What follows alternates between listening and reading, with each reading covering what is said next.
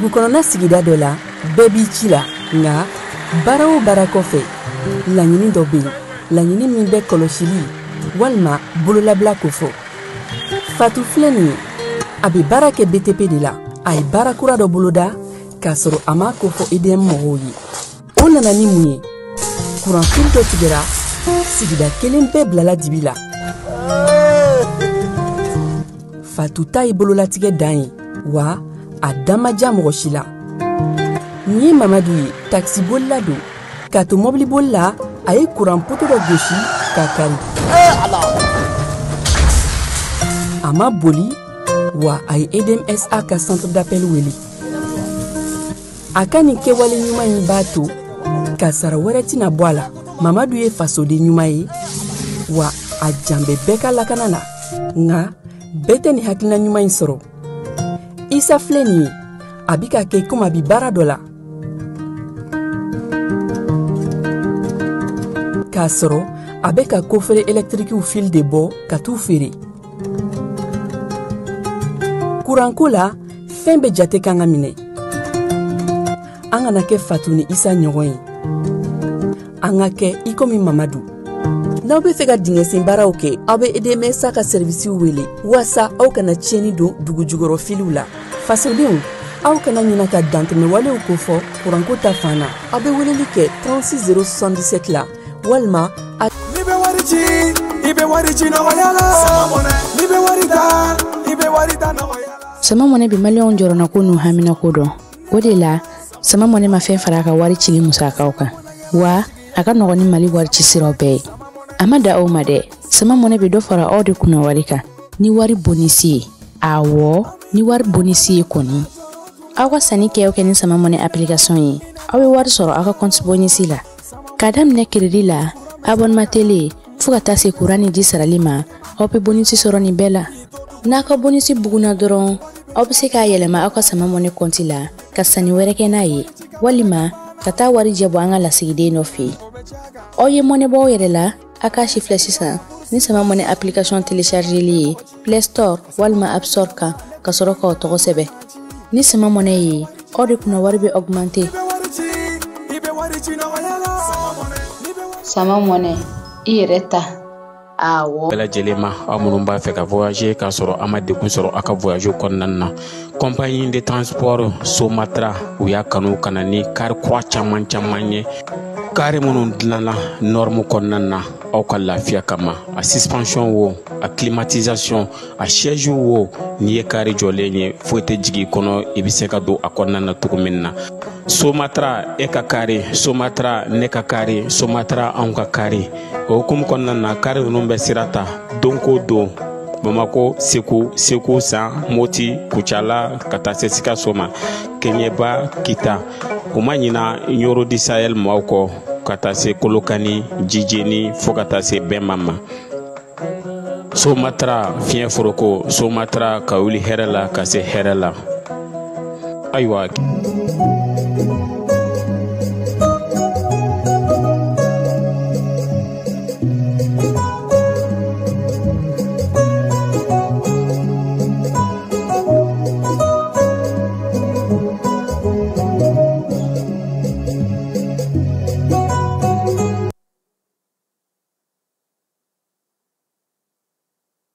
filɛbaw ni an lamɛnbaw aw bɛɛ lajɛlen aw ni ɲankuma bi ye sibiri ye tubabukalo ale tile 12 ye bi ye n'o ye juillet ye san 2025 ka bɛɛ lajɛlen fo ka bɛɛ lajɛlen waleɲuman dɔn mɔgɔ minnu sɔgɔlen na an na Mali kɔnɔ Mali kɔkan ani diɲɛ fan 14 bɛɛ lajɛlen fɛ tilegan in na an bɛna kuma sɔrɔ ko kuma kan kosɛbɛ ka kɛ ni Kayi marabolo ye babu an bɛna kɛ fanfilama ye kun fɔlɔ na kɛ nanzarakan na fala ye n'o bɔra ye an b'a tɔ bayɛlɛma bamanankan na mɔgɔ bɛ se k'a faamu nka yan n'o cɛ bamananw ko dugubila ka fisa laadawuli ye Sinakɔr chauffeur ani ka fara Mali chauffeur ka fala ye nin waati in na kɔni u y'a yira na ka fɔ sa ko min ye Kayi sira kɔni ye a ko gɛlɛyalen don an ka Mali chauffeur olu yɛrɛ de farala ɲɔgɔn kan nin waati in na sa ka se k'a lajɛ Kayi sira u bɛ se ka ale dilan cogo min an bɛ taa o yɔrɔ la sandarekaw fɛ yen u ye kuma minnu sɔrɔ an ka a dɔw lamɛn. Silo ka dara fɛ dɛ ko ne y'a fɔ ne tun bɛ tɛrɛn kɛ kunu kabini an tɛmɛna fo bi mɔbili ma fɔnse kɔnɔ an yɛrɛ ye min kɛ ka gabakuru jigiyɔrɔ n'a ka ca ni bɛɛ ni ɲɛ kelen ye mɔbili kɔni tɛ na an b'a kɛ ni mugan tɛmɛla mugan bɛ tɛmɛ fɛ mɔbili si kɔni ma balan tuguni fo ni san nana tuguni hali ni san nana yɛrɛ fo ni min sera ne tɛ an y'a jigi cogo min na ni ma tarasi bila yɛrɛ kɔni mɔbili tɛ balan tellement que an y'a rempli garan fɛ tellement que an y'a lafa ni san yɛrɛ nana ni ma tarasi yɛrɛ kɔni bila kɔni non kɛcogo t'a la k'i ka fɔnse tuguni ayi yɔrɔ cɛnlenba in yɛrɛ an ye fara min jigin a kɔnɔ ka ca bɛɛ ni ɲɛ kelen kun k'a daminɛ fo ka ɲɛ an ka sɔrɔ ka to ka mɔbiliw latɛmɛ ne y'a video ci Sule ka dara ma k'an ko an mago bɛ dɔ ne y'a sɔrɔ video ci Sule ka dara ma. Salamu alaikum warahmatullahi wabarakatuh. Sirakɔrɔ kan fo ne bɛɛ lajɛlen fo sigiyɔrɔ nin kɛyɔrɔ la kunun ye le 11 juillet 7 mois 2025 Sanare donda la kunun ni an chauffeur mari chauffeur bɛɛ lajɛlen fɔlɔ nin ye mari chauffeur ka baara ye kabini sira tigɛla kunun an chauffeur nana ka na an bɔ sira kan ka fara ta ka bɔ kɔbolo kɔnɔ ka na kɛ a kan a bɛ bɛɛ ni ɲɛ kelen bɔ k'a fa fo k'a ɲɛ chauffeur sɔrɔla ka to ka tɛmɛ n'an ye dɔ latɛmɛ n'an ye mɔbili mugan latɛmɛ o bɛ jɔ mɔbili mugan bɛ tɛmɛ ka tarasi bɛɛ fa yɔrɔ min kun tiɲɛnen don yɛrɛ k'a bɛ mɔbiliw minɛ na an y'a bɛɛ fa kunun fana mɔbili fɛn fɛn kun bɛ bɔgɔ la yen fana ni min kun ye déviation b'u yɛrɛ ye an tilala tuguni jama taara fara kan ka tila k'a bɛɛ pousser ka bɔ Sanare donna kɔni ani Sanare tɛ tɛmɛ 5 kilomètres kan bolo o ka usine yɔrɔ na ye yɔrɔ kɛmɛ ka chauffeur sɛgɛ bi dɛ walayi bɛ mari chauffeur bɛɛ fo salamu. Voilà ni ne baara ninnu bɛɛ lajɛlen kɔfɛ bolofɛn sera ka taa ni ka segin daminɛ quoi fan filɛ nin ye bi sibiri la juillet kalo tile 13 a dɔn ɲɛfɔ mɔgɔ ɲɛna bilen o kuma san 2025 fo ninnu in kɔni na an ma kibaruya mɛn fɔlɔ mɔbili kɔni baara ka taa ni ka segin kɛ fɔlɔ hali n'a sɔrɔ a yɔrɔ matarafali ma nɔgɔ i n'a fɔ a yɛrɛ bɛ a ye jara cogoya min na an bɛ Jani ni a baarakɛɲɔgɔn bɛɛ lajɛlen fo aw ni ce aw ka kunnafoniya ɲuman ɲini na k'a di fasodenw ma a b'o baara min na su ani tile an ka foli b'aw ye nin ye jajuru an ye min sɔrɔ ka bɔ Sanare kilo 5 ka se kilo 10 ma i bɔlen kɔfɛ Kayi sanni ka don Sanare dugu kɔnɔna na ni maa caman a yɔrɔ wele bi ko Gologila usine kɛrɛfɛ yɔrɔ a bɔra se k'o jalo lajɛ nin waati in na kabini kununko ni o bɛnna juma ma fo ka se bi sibiri ma juillet kalo tile 12 san 2025 fan filɛ nin ye kuma min na bolofɛn kɔni bɛ ka taa ni ka segin kɛ nin yɔrɔ kofɔlen in kan ni chauffeur yɛrɛ ka jija ye ani o passager olu yɛrɛ filɛ nin ka nin baara ɲumanba in kɛ nka sira kɔni halisa a bɛ wele da jamana marabagaw fɛ u ka se ka taa nin yɔrɔ in k'a labɛn sɛbɛn yɛrɛ la walasa an bɛ se ka fama ni coloncolon ninnu ma bɔgɔra bari sabula ko bɛ cogoya min na a ma se maa ka dɔ ɲɛfɔ mɔgɔ ɲɛna bilen o kuma an bɛ Jani FM ɲɛmɔgɔba yɛrɛ fɔ n'o ye Kasimu Tarawele a n'a baarakɛɲɔgɔn bɛɛ lajɛlen u kana saliya kunnafoniya ɲuman ɲini na k'a di fasodenw ma u b'o baara mun na su ani tile u ni ce u ka fasodenɲɔgɔnya baara la kibaruya de b'a tɛ mɔgɔ la balimakɛ n'a badenkɛ Abubakar Kulubali Garambe syndicat national des conducteurs routiers du Mali a bɛɛ lajɛlen aw ni jɔ. Kasimu an bɛ kuma kun cɛ ni yɔrɔ dɔ ye nin yɔrɔ in bɛ situation min cogoya min f'a ka faamu hali an filɛ ka kuma mun na sisan i bɛ taa sɔrɔ sisan sira in a labilalen mɔgɔ bɛ ka tɛmɛ a fɛ i n'a fɔ n y'a fɔ cogoya min mais heure 1 heure 2 heure 3 ni san nana gɛlɛya bɛ sɔrɔ sira bɛ tigɛ mɔbili dɔ bɛ se ka tiɲɛ a bɛ tɛmɛ voie kelen de fɛ en général ni mɔbili dɔ tiɲɛna ye walima mɔbili dɔ binna k'o fana tigɛ a bɛ taa déviation de ɲini aw yɛrɛ ye k'o kɛ sira dɔ ye est ce que o baara nɔgɔya a bɛ tila o ko la waati jumɛn k'a bɛ tɛmɛ o fana sen fɛ tuguni dɔ bɛ foncer walima a yɛrɛ ka sira dilannen de don soit dɔ fana bɛ bin tuguni a bɛ tila o fana gɛlɛyara waati min na a bɛ taa sira wɛrɛ kura wɛrɛ ɲini fan wɛrɛ fɛ donc an kɔni bɛ nin baara in de la san kalo 12 mais nka samiya t'ale ka jugu nin yɔrɔ kofɔlen in na quoi a tigɛ a n'a ka ɲɛnabɔ a n'a tugu a n'a ka tigɛ tuguni a bɛɛ lajɛlen bɛ ɲɔgɔn da fɛ quoi faamuyali ko ɲuman a k'o sɔrɔ kɔrɔfɔ ninnu kɔnɔna na an bɛ Jani FM maa bɛɛ lajɛlen fo a n'u ce a ka kunnafoniya ɲuman ɲini na.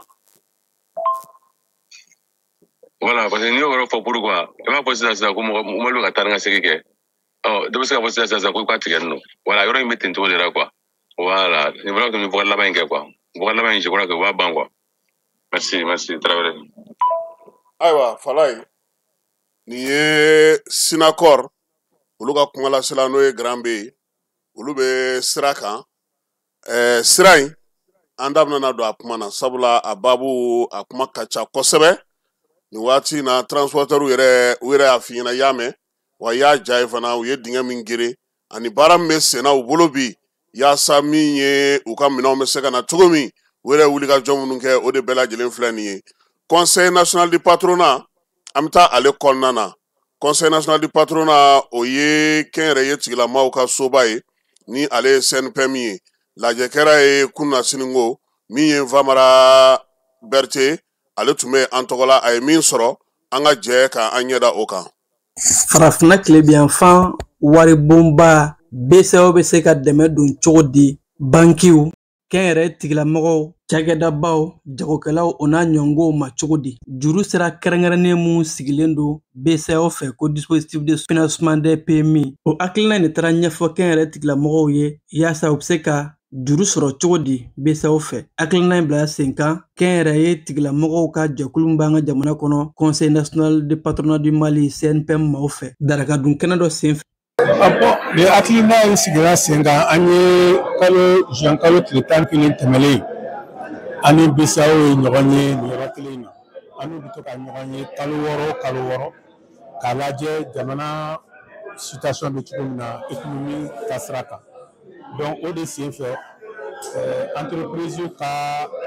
nafoloko banque la o ka juruko banque la o kuma sen fɛ an ye k'a fɔ mɔgɔ caman de bɛ entreprise la minnu tɛ nin kibaruya dɔn k'a fɔ ko BCEAO kelen bɛ ka dispositif sigi sen kan min b'u permettre u ka juru sɔrɔ mɔgɔ caman tun t'a kalama mɔgɔ caman yɛrɛ dabali banna k'a fɔ ko o fɛn sugu bɛ jamana kɔnɔ bɛɛ bɛ calculer entreprise bɛ calculer wari t'u bolo wari tɛ sɔrɔ banque la kuma caman donc o de la an ko bon komi a bɛ o cogo la ni Ala sɔnna ma an bɛna kɛnɛ kɛrɛnkɛrɛnyalen sigi o sen fɛ an bɛ directeur BCEAO yɛrɛ wele ka na n'a ka jama u ka na mɔgɔw lafaamuya ka na mɔgɔw lakunnafoni ni dispositif min bɛ yen n'a bɛ entreprise financer walima a b'u ka juru sɔrɔ ko nɔgɔya banque la bon déjà CNPM yɛrɛ jɔyɔrɔ fɔlɔ kɛra min yɛrɛ ye fɔlɔ ni kɛnɛ in sigira CNPM ka laɲini de kama ale ka baara ye ka entreprise lakunnafoniya k'u lasɔmi fɛn k'u bilasira siraw ka sira min bɛ se k'a to u ka kɛwale bɛna yiriwa donc CNPM bɛ ni kunnafoni nin jɛnsɛn a b'a jɛnsɛn a ka sira bɛ yɔrɔ o yɔrɔ a ka kunnafoni tɛmɛ sira bɛ yɔrɔ o yɔrɔ a b'a jɛnsɛn a bɛ ye entreprise wele ka na k'a f'u ɲɛna u k'u sɛbɛ don nin ko in ma parce que nin ye sira ye sira min bɛ se k'a permettre u ka se ka juru sɔrɔ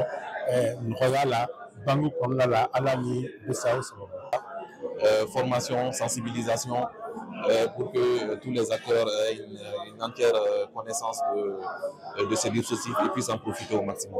An b'aw kunnafoni k'a fɔ nin kɛnɛ in kan BCEAO ɲɛmaa a ye ɲɛfɔli kɛ kɛnyɛrɛye tigilamɔgɔw kan ka sɛbɛnfura mun ɲini walima u kan ka tɛmɛ sira mun fɛ ka se ka nin juru in sɔrɔ ani bɛɛ lajɛlen bɛ se ka fanga fara ɲɔgɔn kan cogo min na yaasa nin hakilina in a ka se ka ɲɛfɔ maaw ye cakɛda caman garijɛgɛ ka se ka don juruw la hakilina in ka kɛ sababu ye ka maa caman ka cakɛdaw yiriwa. Nin kɛnɛ in kan jamana tɔgɔla baarakɛyɔrɔ minnu bɛ jɛkuluw ni bankuw ni ɲɔgɔn cɛ fo ka taa se cakɛdaw ma u y'a yɛrɛ k'a fɔ ko gɛlɛya dɔw bɛ musaka in sɔrɔ siraw la o de la k'u b'a ɲini jamana ɲɛmaayaso ani wariko ɲɛmaaw fɛ bɛɛ lajɛlen ka se ka fanga fara ɲɔgɔn kan ko ɲɛfɔliw ka bonya kosɛbɛ ni musaka in sɔrɔ cogo la yaasa maaw ka se k'a faamu ka a bila an ka jamana lahalaw kɔnɔna la yaasa kɛnyɛrɛye tigilamɔgɔw ha ka ja cakɛda caman garijɛgɛ bɛ se ka don juru ninnu na cogo min na k'u ka baaraw yiriwa. Oui, gɛlɛya in ye mun ye parce que gɛlɛya in ye banque centrale bien que banque centrale j'avoue o ye réunion caman kɛ an ye lasigi caman kɛ depuis 2018 mais depuis 2018 i m'a ye bi on est en 2025 halisa kuma ɲɔgɔnɲɔgɔn bɛ ka kɛ ne kɔni bolo banque centrale mɔgɔw ma an lamɛn kosɛbɛ ni anw ye jɔn ye o ye banque centrale ka partenaire n'o ye on appelle ça structure d'appui et d'encadrement o ye baarakɛdaw ye public mɔgɔw b'a la privé mɔgɔw b'a la pour accompagner ka denmisɛnninw dɛmɛ n'u financera u ka entreprise se ka basigi cogo min pour que ka continuer ka balo sans que a ka taa faillite la o structure bɛ yen mais banquiw de bɛ financement kɛ a kɔnɔna la mais microfinancew t'a kɔnɔ Donc banque de financement que la difficulté ba yoro mun c'est que structure d'appui d'accompagnement là n'a pas structure nous be demsenu demain pour que non financier parce qu'il y a des côté warko wala côté warko tala à côté warko bali ya mun structure nous be demsenu demain pour demain bara chocolat pour demain ou ka plan d'affaires ou la hakili ou la pour demain nous financement sur ou ka projet be c'est ka basike chokome pour nous structure be APJ pour le côté là bi ambulu dispositif kan nani noado di ni banki wala ka système technique directement bon ay au fenêtre fonds de garantie du secteur privé be amino mais il est à fond du secteur de garantie privée là il est au fait avec la giba ka banque là donc ça veut dire que dispositif ngoni na to kay donc ka baraka ka alsa pour que a be sera no ga chukomina entreprise uma ani mumbe et banque microfinance be munu fele ka di entreprise mo fele ka accompagnement nyama so pour que ambela de l'emisseur na façon parce que nous dispositif me be de concerné avec entrepreneur concerné chukomina avec jago kala concerné té avec accompagnement kala concerné avec jamana nyamo re concerné donc dans bela de l'embro fa yon ka réunion nous chama ke ka information passée je pense que am objectif forte ni kenen kera keneda la ligne madira cagadaw mawma ka ɲiningalu u bonya kosɛbɛ ka ɲɛsin besaw ɲɛmayaso ma ɲɛfɔliw ka se ka kɛ ka bonya kosɛbɛ yaasa mali cagada bɛɛ lajɛlen ka se ka musaka sɔrɔ sira in faamu. Ayiwa ko san 5 kura o dira furancɛla fanga ɲɛmaa ma waleya in a sinsinna miiriya minnu kan ani hakilina min kan gouvernement ale laseli labɛn an ka jɛ ka o filɛ a ko hukumu kɔnɔna na. Furancɛla fanga sigi kan sariya ni o ye charte de la transition ye hakilina jumɛn nana ni yɛlɛma doni ye a la san 2 min kun dira k'a fɔ ko o bɛna kɛ furancɛla fanga kuntala jɛnya ye ni o bɔra sariya kɔnɔ min taara juin kalo tile 6 san 2022 kabi o waati kofɔlen dafara waati wɛrɛ kuma di furancɛla fanga ma ka kɛɲɛ ni dakunba minnu bɛ jamana kɔnɔ k'a daminɛ fɔlɔ kananko politiki ko ani hakilina jugu minnu bɛ ta ka mali sɛgɛrɛ ni wulikajɔ ni fɛɛrɛw ma tigɛ min bɛ se ka kɛ hali sababu ye ka fiɲɛ bila mali yɛrɛ ka maliya la ka kɛɲɛ ni o dakun ninnu bɛɛ ye a yira k'a fɔ waati wɛrɛ kan ka di furancɛla fanga ma o ye hakilina ye min ni a sinsinnen don malidenw yɛrɛ ka laɲiniw kan laɲini minnu n'u y'a kɛ u ka sigi ka kumaɲɔgɔnyabaw senfɛ k'a daminɛ fɔlɔ a bɛ fɔ min ma ko assise nationale de la refondation ani dialogue intermalien min ni a hakilina tara a n'a labɛnna mali jamana ɲɛma fɛ jamana ka yɛrɛya hukumu kɔnɔ o de kama jamana ɲɛma y'a ɲini ka gouvernement fɛ o baaraba minnu daminɛna ka ɲɛsin jamana ka ɲɛta ani yɛrɛma donni na jamana yɛrɛ sigicogo la tɛmɛ bɛ se ka kɛ ni o sira ye cogo min ni o bɛ ɲɛsin dakun caman ma ka daminɛ fɔlɔ kananko jamanadenw ka laɲiniw sabatili u mago bɛ cakɛda minnu na olu sinsinni kalan ni kɛnɛya yiriwali basigi sinsinni jamanadenw ni ɲɔgɔn cɛ jamana ni jamana wɛrɛ ni ɲɔgɔn cɛ sira n'o ye diplomasi ye o bɛ se ka yakubaya cogo min ani ka fɛɛrɛw bila sen kan min bɛ kɛ sababu ye ka kalata labɛn kalata min n'a bɛ kɛ jɛya ani basigi kɔnɔ o hakilina ninnu dabɔra mun kama gouvernement fɛ juillet kalo tile 6 san 2024 mali burkina faso ani niger farala ɲɔgɔn kan jamana minnu ni gɛlɛya kelen de bɛ u bɛɛ kan kananko sɔrɔko ani politiko hukumu kɔnɔ ka tɔnsigi ni o ye confédération des états du sahel ye AES ka kɛɲɛ ni AES jamana tɔw ye ɲiningaliba min bɛ yen o ye mali bɛ se ka tɛmɛ ni furancɛla fanga ye cogo min yaasa dakunba minnu daminɛna ka ɲɛsin jamana sinsinni ma ani jamana min bɛ se ka kɛ jamana basigilen ani jamana kolo gɛlɛn sini o fɛɛrɛ kura min taara nin jamana 3 ɲɛmaw fɛ u bɛ ɲɛsin an ka jamanaw bɛ se ka u jɔ ni u yɛrɛ ka kana sabatili ye cogo min ani minnu kɛn bɛ ka daga sigi an ka jamanaw da la ka fɛɛrɛw ta ka waleya jugu kunbɛn ni kunnafoniw tilali ye u ni ɲɔgɔn cɛ ani ka jɛ ka kɛlɛ bolofara kelen sigi sen kan kana sabatili kama sahel jamanaw kɔnɔ fo ka taa se jamana ɲaami fɛɛrɛ ni a waleya minnu bɛ ta ka sahel jamanaw sɛgɛrɛ ka olu kunbɛn ani ka fara u kan AES jamanaw bɛ se ka jɛ ka u fanga an'u ka fɛɛrɛw ka kelen ye ani ka kan kelen fɔ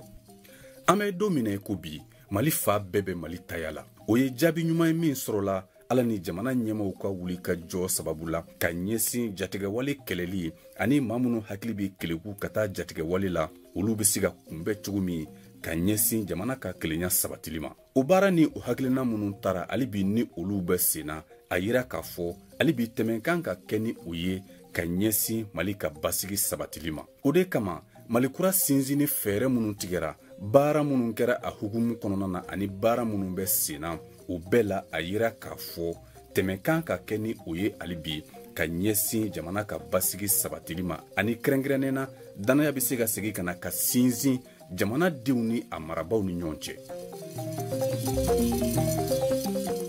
ɲɛta ni yɛlɛmaba jumɛnw bɛ furanjɛla fanga yɛlɛmako sabanan in kɔnɔ? furanjɛla fanga daminɛna Mali kɔnɔ utukalo tile 20 san 2020. yɛlɛma donna la mɛkalo o san kelen kɔnɔ. san 2025 juillet kalo ye waati kɛrɛnkɛrɛnnen ye Mali ka tariku kɔnɔ. nin bolofara kura min donna furanjɛla fanga na Mali kɔnɔ, o kɛra ka bɛn waati ma, waati min kɔnɔ ni jatigɛwale ani kojugu wɛrɛw cayalen don Mali kɔnɔ, Mali ni jamana wɛrɛ danjɛw la ani an ka farafina gun politikiko taabolo kan.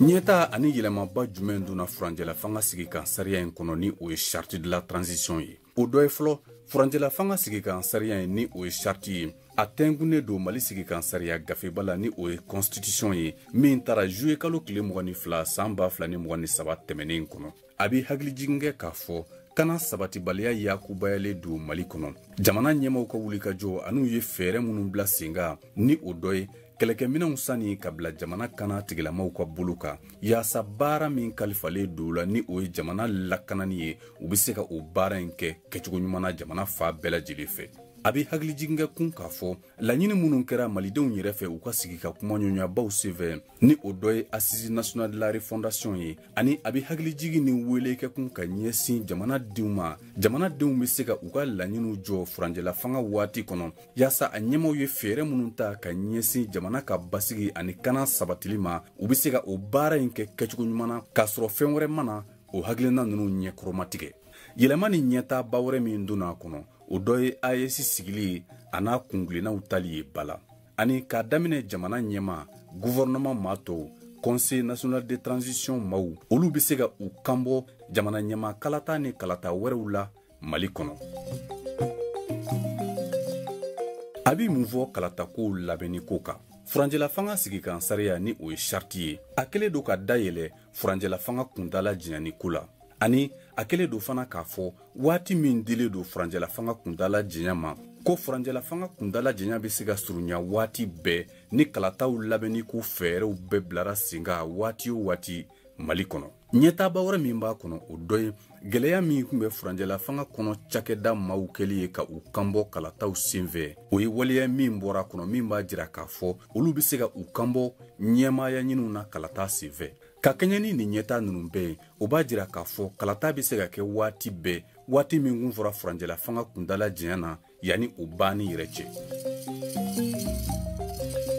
jigisigi kuma jumɛn bɛ ka ɲɛsin malidenw ma? gɛlɛya min bɛ Mali kan o da tɛ kanako dɔrɔn ye, o dɔ ye fana danaya sinzini ye jamanadenw, jamana marabaw ani jamana cakɛdaw ni ɲɔgɔn cɛ donna nataw la Mali kɔnɔ. an bɛ don minɛ ko bi malidenw sɛgɛnnen don, u tilatilalen don kunnawolo ni jigitigɛ ani dongo do dimi ni ɲɔgɔn cɛ.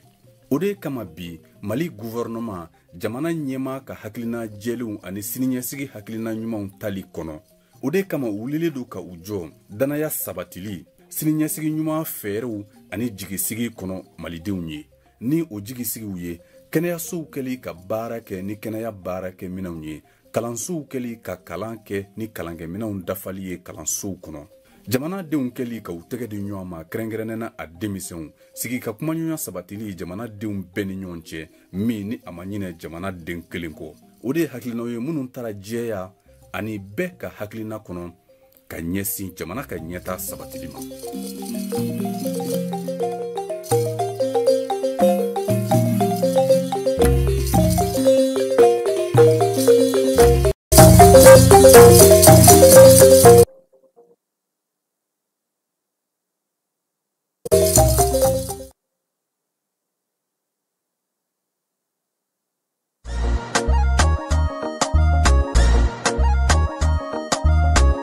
aw bisimila hôtel lafiya la. n'i ko hôtel lafiya wulikajɔw bolodalen don walasa aw bɛ se ka lafiya sɔrɔ cogo min na ani hakilisigi aw ka séjour la anw fɛ Mopti yan. kɛrɛnkɛrɛnnenya Mopti Sevare ka kɛ ni kurantigɛtigɛ ye min ye hôtel Lafiya Sevare ale ye wulikajɔw boloda ka se ka min ye awa fɛɛrɛ kɛrɛnkɛrɛnnen dɔw ta walasa aw bɛ se ka lafiya sɔrɔ cogo min na aw ka séjour la hôtel kɔnɔna na n'o ye ka panneau solaire installé min ye kurantigɛtigɛ o degun aw kana o ye séjour la l'hôtel yɛrɛ kɔnɔna na réservation ka kɛ kabi sisan min b'a to aw bɛ se k'aw ka séjour kɛ k'a sɔrɔ tɔɔrɔ tɛ aw kan degun tɛ aw kan hôtel Lafiya. Hôtel Lafiya ale filɛ ni Sevare bangetaba yanni ka se aéroport sirafara ma station laban i kiniboloya fan fɛ i bi jigi o kare fɛ mètre 200 bɔɲango hôtel Lafiya ale cokolen bɛ i kiniboloya fan fɛ i bɛ se ka weleli kɛ nɛgɛjuru siraw fɛ 21 42 14 11 76 01 01 98 66 78 72 04 hôtel Lafiya référence do.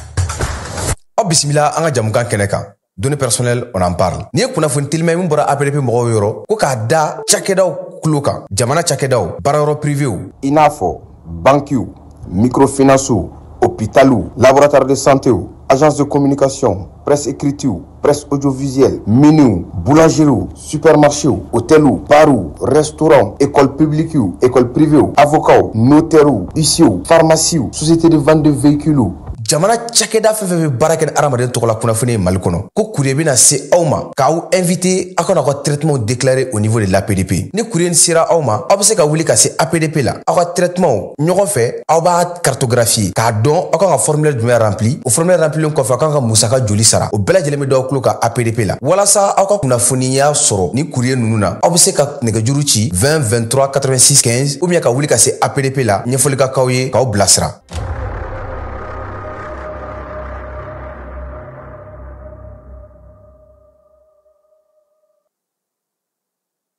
Dugutigi ni wari dafara e passé daka ka sira di ne ma Sunkalo e kunkolo ate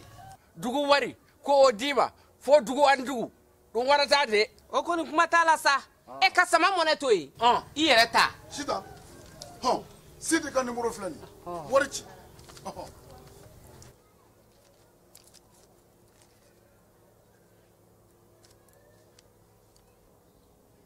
wari sera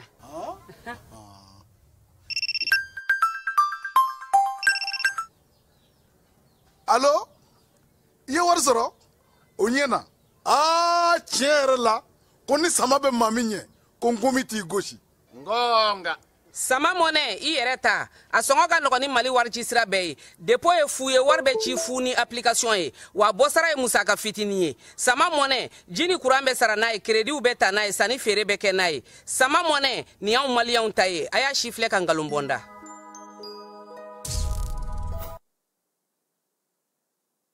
Falaye an bɛ don Orange Mali kɔnɔ sɔgɔmada in na Orange Mali a kɔnɔkow bɛ ka caya sa Sphinx n'o ye Adama Darame ye ale ka kunnafoni gafe n'o tɔgɔ ye ko le Sphinx a ka bɔ ko 956 na n'o bɛra juillet kalo tile 7 ma a ko k'an ka taa Orange la Falaye Orange kɔnɔ ko mun de bɛ yen ni o kɛlen no bi ka kɛ gɛlɛya ye gɛlɛya min ni ani yurugu ka ca kosɛbɛ ni ani degun ka ca ko min ye sécurité maaw ye Falaye olu ye jɛkulu ye baarakɛyɔrɔ ye baarakɛyɔrɔ min sigilen no Mali kɔnɔ yan n'a bɛ lakɔlɔsili kɛ i n'a fɔ a b'a fɔ ma cogo min na ko lafgarde olu o jɛkulu dɔ de ye sécurité ye o tɛmɛnen kɔfɛ maa minnu tun bɛ n'o ye denmisɛnnin dɔw ye n'u bɛ taa se maa 151 na Orange kɔnɔ n'a fɔ ma ko travailleur temporaire olu bilali bagabagali ale ni magwan ka ɲɛsin maaw ma min ye Adama Darame ye a ko k'a kow bɛ ka caya ntɛnɛn juin kalo tile 23 min ye denmisɛnnin minnu bilara ka bɔ baara la e ko taama kari forobamugu la wa ka ɲɛsin kiiri tigilamaw ma wa sabula denmisɛn ninnu filɛ nin ye kabini u gɛnna ka bɔ Orange la Falaye u ma sigi u ma da u ye wulikajɔ kɛ sa ka t'u ta jigi bɔgɔ jeninen sanfɛ baarakɛlaw ka kiiriso min bɛ yen n'o ye tribunal de travail ye kalo 8 tibitaba kɔfɛ ale ko a tɛ se ka orange ni maa 151 n'o ye baarakɛla kɔrɔ n'o ye temporaire ye fala ye ni orange y'u gɛn tile se kunjɛ fɛ maa 1000 ka denmisɛnninw ko a tɛ se k'i da don olu ka kuma na tribunal de travail a y'a sɛbɛn mun na sɛbɛn minnu bɛ yen n'o olu bɛ baarakɛla ninnu yɛrɛ kun kan ani lamɛnni minnu kɛra u ka sɔnnadonbaw fɛ min ye le sphinx kɔnɔna na a ko nin ko in ko a kɔlɔlɔntan tɛ ko sabula bi Mali bɛ yɛrɛma hɔrɔnya ko kuma min na ka ɲɛsin a ka fasodenw ka hakɛw dafali ma ko nin ko in ko a tɛna se ka to tan waliya min bɛ bi k'a bɛ ka kɛ ka bɛn fana ni Mali ka yɛrɛma hɔrɔnya ni dunko juguya ni yuruguyurugu kɛlɛko kuma fɔli ye tribunal lakaw fɛ denmisɛnnin maa 151 k'olu gɛn ka bɔ baara la ta sileke sunjɛ fɛ su man di tile man di min ye sphinx ye a ko k'a ko kan ka ɲini a ko a bana ta dɛ min ye waleya in ye n'o talen filɛ ka ɲɛsin denmisɛnnin ma ni fala ye ko INPS yɛrɛ fan fɛ ka kɛ ni denmisɛnnin ninnu ka hakɛ ye ko a ko jɛlen tɛ han a na kɛ tiɲɛmafɛn a ko la min ye waleya dɔw sigira sen kan ka kɛ n'u ka cotisation kow ye temporaire ninnu e ko u y'u ka hakɛ bɛɛ sɔrɔ wa min ye Adama Dramé ye a ko bɛɛ lajɛlen kɛrɛfɛ ko maaw bɛ bi olu kɔni olu kun kan ka musaka minnu sarasa ka kɛ ni maa kofɔlen ninnu ye ko e ko o sera olu ma wa Dramé a ko bɛɛ n'a ta ko min ye sɛgɛsɛgɛliw ye ani ɲinini minnu n'olu kɛra ni Ala sɔnna a ma don nataw la a bɛ segin ka na ni denmisɛnnin ninnu bila cogo kan sabula ko a ko dibidibi a n'a namara ni a ko tununen bɛɛ lajɛlen tɛ ka se ka ye min ye u ka hakɛw tɛ sɔrɔ fɛn tɛ f'u ye u bɛ taa kiiri la kiiri fana b'a fɔ ko k'a ko jɔ ko olu tɛ se ka a dala tigɛ denmisɛnw yɛrɛ ko fala ye k'u bɛ taa n'u ta ye cour d'appel la han k'u t'a ko to ta dɛ k'u bɛ taa n'a ye cour d'appel la bi fana min ye Adama Dramé ale ka sɛbɛn kɔnɔna na a ko maa minnu bɛ yen n'olu kɛlen don ka nin ko in lakɔlɔsi kosɛbɛ da garantilen dɔ k'olu y'a jira k'a fɔ ko min ye nin ko in ye orange yɛrɛ la bi ko maa 2 bɛ fala ye wagane de b'olu bolo k'olu kɔni ko musaka de b'u bolo ka yaala maa ma ye n'i da don nin ko in na wa u n'i lajɛ k'i da mun k'i tulo mun k'i ɲɛ mun e k'i sen bɔ a la i kɛra syndicat ye saw i kɛra maa ye n'i donna nin ko in kɔnɔna na k'a fɔ k'i b'a ko ɲɛnabɔ ka kuma kan k'u bɛ gɛrɛ i la k'e bɔ baara la pewu min ye orange yɛrɛ ka lafasajɛkuluw ye olu caman yɛrɛ ye degun sɔrɔ nin ko in kuma fɔli la jɛkulu min n'u b'o kɔnɔna na sa n'o o ye Loston ye o min ye organisation syndicale des travailleurs de Orange Mali ye ko olu yɛrɛ e k'u tini kana fɔ ɲɔgɔn kɔ ko in na de fala ye jalaki ma nɔgɔn koyi jɔyɔrɔ ko fana kuma ka ca syndicat y'a datulu la k'a da jaba la min ye fɔnkɔɲɔgɔnkɔ wulutɔ e ko olu ka tɔn syndicat yɛrɛ kun tini kana ci wa Adama Dramé ka fɔ la a ko nin ko ninnu bɛ ni fɛɛrɛ ninnu bɛɛ lajɛlen sigilen don sen kan cogo min na ko man ka to maa ka denmisɛnnin ninnu kɔkɔrɔdonni bila koyi ko bɛɛ ka wuli k'i jɔ kiiri fan dɔ mana fɔ k'a ti se u bɛna taa fan minnu fɛ wuli ka jɔ ka kɛ ko nɔn tɛ ko Mali yɛrɛ bɛ ka tiɲɛ min ɲini bi Mali bɛ fɛ ka fɛn minnu sigi sen kan yaasa ka se ka baara kɛ k'o tɛ na sɔrɔ koyi k'o la sa ko denmisɛnnin ninnu u ni dɛmɛ ka kan n'o ye maa 151 ye minnu gɛnna ka bɔ sileke kunjɛ fɛ orange la fala ye n'Ala sɔnna a ma ntɛnɛn nata an bɛna denmisɛnninw yɛrɛ ka ɲɛmaa kelen wele n'o ye collectif maaw ye u kana ɲɛfɔli k'an ye nka Adama ka fasiri n'an sigilenw kɔnɔ a ko a ka kuma fan filanan bɛ tali kɛ min na o ye sécurité ye ko ale y'o sɛbɛn a ka kunnafonidi gafew kɔnɔna na k'a jira k'a fɔ ko dabɔnkama bɛ a la min ye sécurité ye n'ale tun bɛ lakana ko bɛɛ lajɛlen kɛ orange bɔlɔw tunnen don yɔrɔ yɔrɔ u ka minɛnw bɛ yɔrɔ yɔrɔ sécurité de tun b'a bɛɛ lajɛlen la kɔlɔsi ni waati in na k'u taara o cakɛda ɲɔgɔnna dɔ ta kɔkan ka na n'o ye ING ye ING in ko a nacogo dibidibi ka ca kosɛbɛ Sphinx maaw ko ten ko sigana caman bɛ a la min ye nin waleya in ye ko maaw man ka sɔn ni ma koyi kuma tɛ ko a bɛ se ka dangari an yɛrɛ ka jamana lakanako la Adama Dramé ko min ye nin ko in ye ko maaw ka wuli k'u jɔ koyi ko ale kɔni ka radar Dramé radar bɛ e fana bolo de k'ale ka radaru k'olu kɔni placelen don yɔrɔ minnu na ko orange directeur n'a ka dangan fala ye ko u ma wele Faransi wa juin kalo in kɔnɔna na Faransikaw fɛ Paris a ko n'o y'a sɔrɔ min dangɛnɛmɛra bɛɛ lajɛlen k'a fɔ ko orange ɲɛmaa 2 ninnu k'u welela u ka soba mɔgɔw fɛ ko ka taa laadala ɲɔgɔn ye la ko ale Adama bɛ sigana don a ko la han ko a na kɛ Faransi yɛrɛ jamana ɲɛmaaw u y'u wele dibidibi la ka kumaw f'u ɲɛna kuma min bɛ tali kɛ lakanako la i b'a dɔn k'a fɔ fala ye téléphone sira filɛ nin ye a ko ma nɔgɔn dɛ i ka téléphone sira bɛ maa bolo ni no ti ɲɔgɔn fɛ a kuma ka ca adama ko ale ma kɛ ala ye k'a dɔn k'a fɔ fɛn minnu fɔra ɲɛna dibidibi la ye ko nka k'ale kɔni b'a dɔn ko sekirika ko in ko o bɛ a la sabula ko kɛlen don bi ka sunɔgɔ tigɛ orange ɲɛmaaw bɛɛ lajɛlen na ani nin denmisɛnnin ninnu gɛnni ko nin yɔrɔ in na k'ale tɛ se ka kuma fɔ ka tɛmɛ nin kan ko mɛ ko bɛɛ lajɛlen bɛ se k'i ka hakili jagabɔ kɛ ka kɛ ni waleya min filɛ nin ye ni o taara ka ɲɛsin nin denmisɛnninlakaw ma ani orange ale ni sekirika ka ko la adama Dramé nin kun ye le Sphinx kɔnɔna ye min bɔra juillet kalo tile 7 san 2024 ntɛnɛn tɛmɛnen an ye min sɔrɔ a kɔnɔ fasiri la o de ye nin fala ye an bɛ taa fan fɛ yala an ka segin ka na nka n'ala sɔnna a ma ntɛnɛn don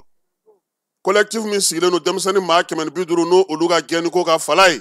an b'u ka maa kelen bisimila ntɛnɛn sɔgɔmada journal la u kana ɲɛfɔli kɛ jamanadenw ye maaw bɛ se k'a ko ale faamu cogo min na.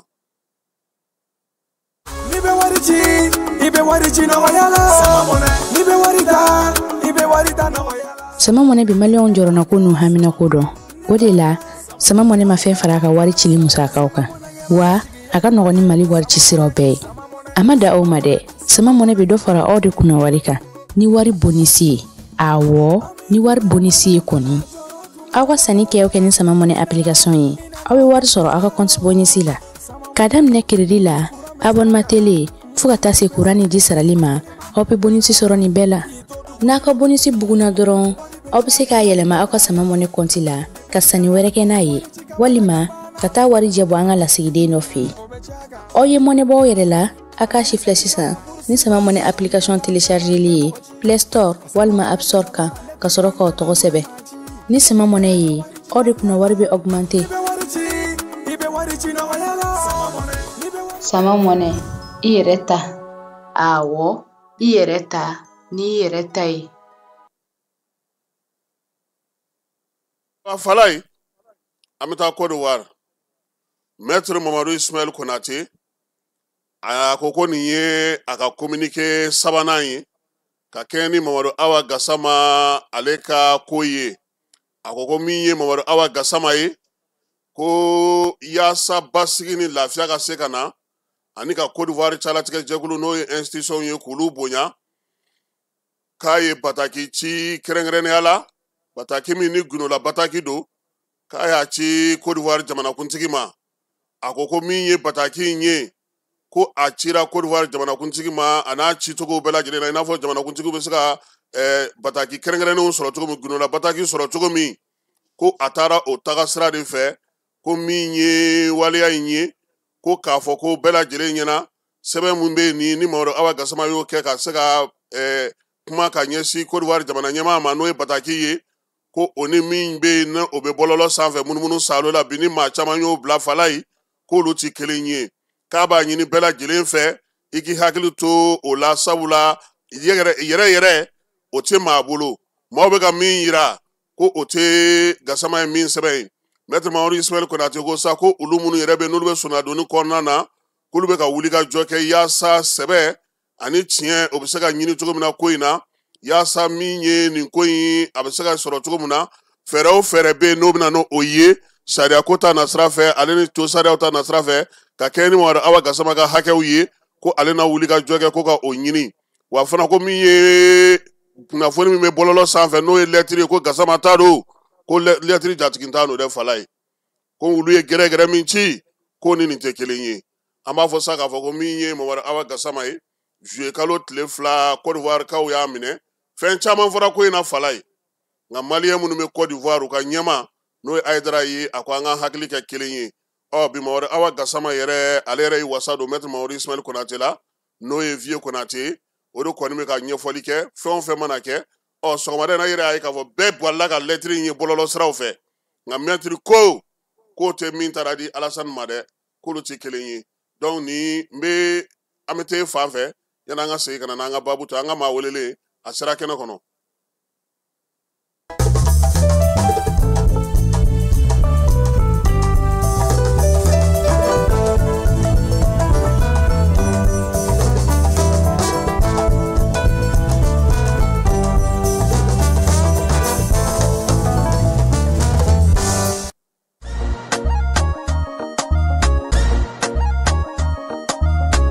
Aw bi bisimila hôtel lafiya la n'i ko hôtel lafiya wulikajɔw bolodalen don walasa aw be se ka lafiya sɔrɔ cogo min na ani hakilisigi aw ka séjour la anw fɛ mɔpti yan kɛrɛnkɛrɛnnenya mɔpti sevare ka kɛɲɛ ni kurantigɛtigɛ ye min ye hôtel lafiya sevare ale ye wulikajɔw boloda ka se ka min ye ayiwa fɛɛrɛ kɛrɛnkɛrɛnnen dɔw ta walasa aw be se ka lafiya sɔrɔ cogo min na aw ka séjour la hôtel kɔnɔna na n'o ye ka panneau solaire installé min ye kurantigɛtigɛ o degun aw kana o ye séjour la l'hôtel yɛrɛ kɔnɔna na réservation ka kɛ kabi sisan min b'a to aw be se k'aw ka séjour kɛ k'a sɔrɔ tɔɔrɔ tɛ aw kan degun tɛ aw kan hôtel lafiya hôtel lafiya ale filɛ nin sevare bangetaba yan'i ka se aéroport sirafara ma station laban i kiniboloya fan fɛ i bi jigi o kare fɛ mètre 200 bɔɲango hôtel lafiya ale cokolen bɛ i kiniboloya fan fɛ i be se ka weleli kɛ nɛgɛjuru siraw fɛ 21 42 14 11 76 01 01 98 66 78 72 04 hôtel lafiya référence do.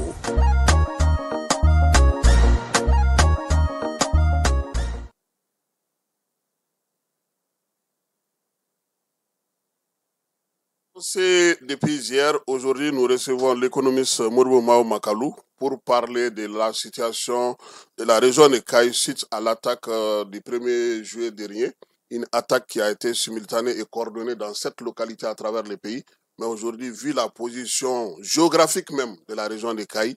vu les potentialités économiques qui se trouvent dans cette localité, surtout les mines et les autres usines notamment, nous allons essayer de voir avec vous quel peut être l'impact direct de ces attaques sur l'économie de la région de Kaï, avant de parler de cas par cas par rapport à Bafoulavé où il y a eu 3 usines ou même des mines qui sont menacées aujourd'hui dans la zone. Bonjour à Kassim, bonjour à vos collaborateurs et aux personnes qui nous écoutent et qui nous regardent. Merci de m'avoir invité. J'ai pris un peu de retard indépendamment de ma volonté. Mais ce que vous dites est très important parce que maintenant, je pense que nous sommes sur le terrain économique au niveau du terrorisme. Vous avez parlé de la région de Kaï. La région de Kaï est vitale pour l'économie malienne. C'est un des poumons de l'économie malienne parce que d'abord, c'est une source d'approvisionnement. Vous savez que 70% de nos approvisionnements proviennent du port de Dakar. Et vous savez déjà l'état de la route, vous connaissez l'état de la route. La route est pratiquement impraticable. Le chemin de fer est pratiquement inexistant. Donc maintenant, vous avez parlé des unités industrielles, le secteur minier, en plus des approvisionnements, c'est-à-dire l'importation et l'exportation des produits que nous consommons, dont nous avons besoin tous les jours, y compris le carburant. Donc, on a parlé d'attaques coordonnées. Il faut voir, c'est toujours le long des axes, que ce soit je n'aime pas le mot centre, mais que ce soit dans la région de Mopti. Par exemple, si vous regardez l'axe Sévaré-Gao, et puis plus au nord aussi, la route de Léré, c'est tout ça, la route qui mène à la Mauritanie. Oui, tout ce qui mène à Nyono et Nyoro aussi, mais tout ce qui mène vers les zones de culture, de production agricole, minière ou autre, ce sont ces axes-là que... Est-ce que c'est purement réfléchi au niveau de absolument, absolument réfléchi. Et c'est ce qui m'inquiète. Parce que si vous regardez la dernière attaque dont vous avez parlé, les 7 localités, ça concerne la région de Kaï et Nyoro. Oui. Mais Nyoro, c'est une source d'approvisionnement importante aussi. À partir de la... Oui, à partir de la Mauritanie. Non, mais je parle des façades maritimes. Hein? Donc ça vient directement. Voilà. Bon, donc à partir de Nouakchott et Nouadhibou, nous recevons aussi pas mal de marchandises qui rentrent par ce taxe aussi. Surtout que Gogi aussi a été attaqué. Absolument. Donc Gogi, Sandaré et puis tout ce taxe-là, je pense que c'est quelque chose qu'il faut vraiment regarder de très près et voir un peu comment, parce que nous sommes un pays enclavé. Nous sommes équidistants à 1250 km de nos 2 principaux ports d'approvisionnement, Abidjan et Dakar. Même si Conakry est plus court, Conakry est le port est moins important, de Conakry est moins important dans nos approvisionnements. Aujourd'hui, la question que les Maliens se posent, c'est de savoir, surtout par rapport aux unités. Le cas de Bafoulavé a échappé à plusieurs personnes et ça joue aujourd'hui sur l'économie de la zone, mais aussi il y a le fait que les travailleurs, les gens qui travaillent dans ces usines commencent à hausser le ton, dire que les usines ont été attaquées, mais on ne leur a même pas fait savoir quand est-ce qu'ils vont reprendre le travail. Non, ça, il faut comprendre. Déjà, ceux qui sont les promoteurs de ces usines sont en détresse parce que l'outil de production a coûté. Ce qu'on ne comprend pas, c'est que il faut que les gens soient sensibles au fait que ce soit les mines, que ce soit l'industrie, c'est ce qu'on appelle le secteur secondaire dans notre économie, ce sont des investissements lourds de plusieurs milliards que les gens investissent. Les salaires ne sont rien par rapport à tout cela. Mais quelqu'un qui voit partir en fumée des milliards, il est en détresse.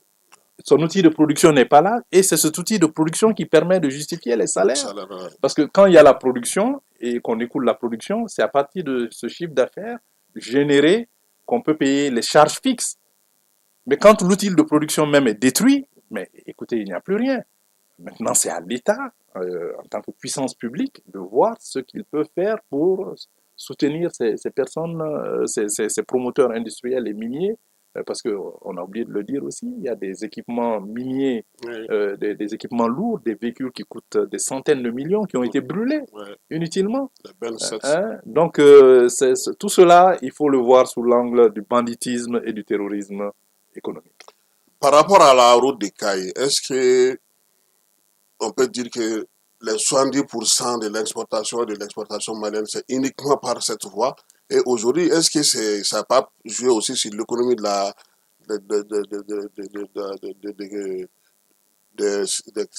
Caïsiens? Mais bien sûr. Mais surtout les revenus, le mode de fonctionnement du système sur le plan local. C'est fait pour sinistrer ces deux régions.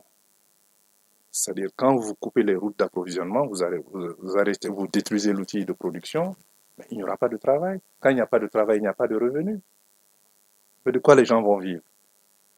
Donc, et je vous prends pour l'exemple, lorsque la Fédération du Mali a éclaté, entre le Soudan de l'époque, français de l'époque, et le Sénégal, le chemin de fer a été coupé 2-3 ans. Mais c'est là que l'ouverture a été faite vers la Côte d'Ivoire pour le port d'Abidjan. Nous a ouvert. Mais en même temps, et vous avez vu, même avec l'arrêt du chemin de fer, il y a beaucoup de contrées qui sont sinistrées sur ce axe.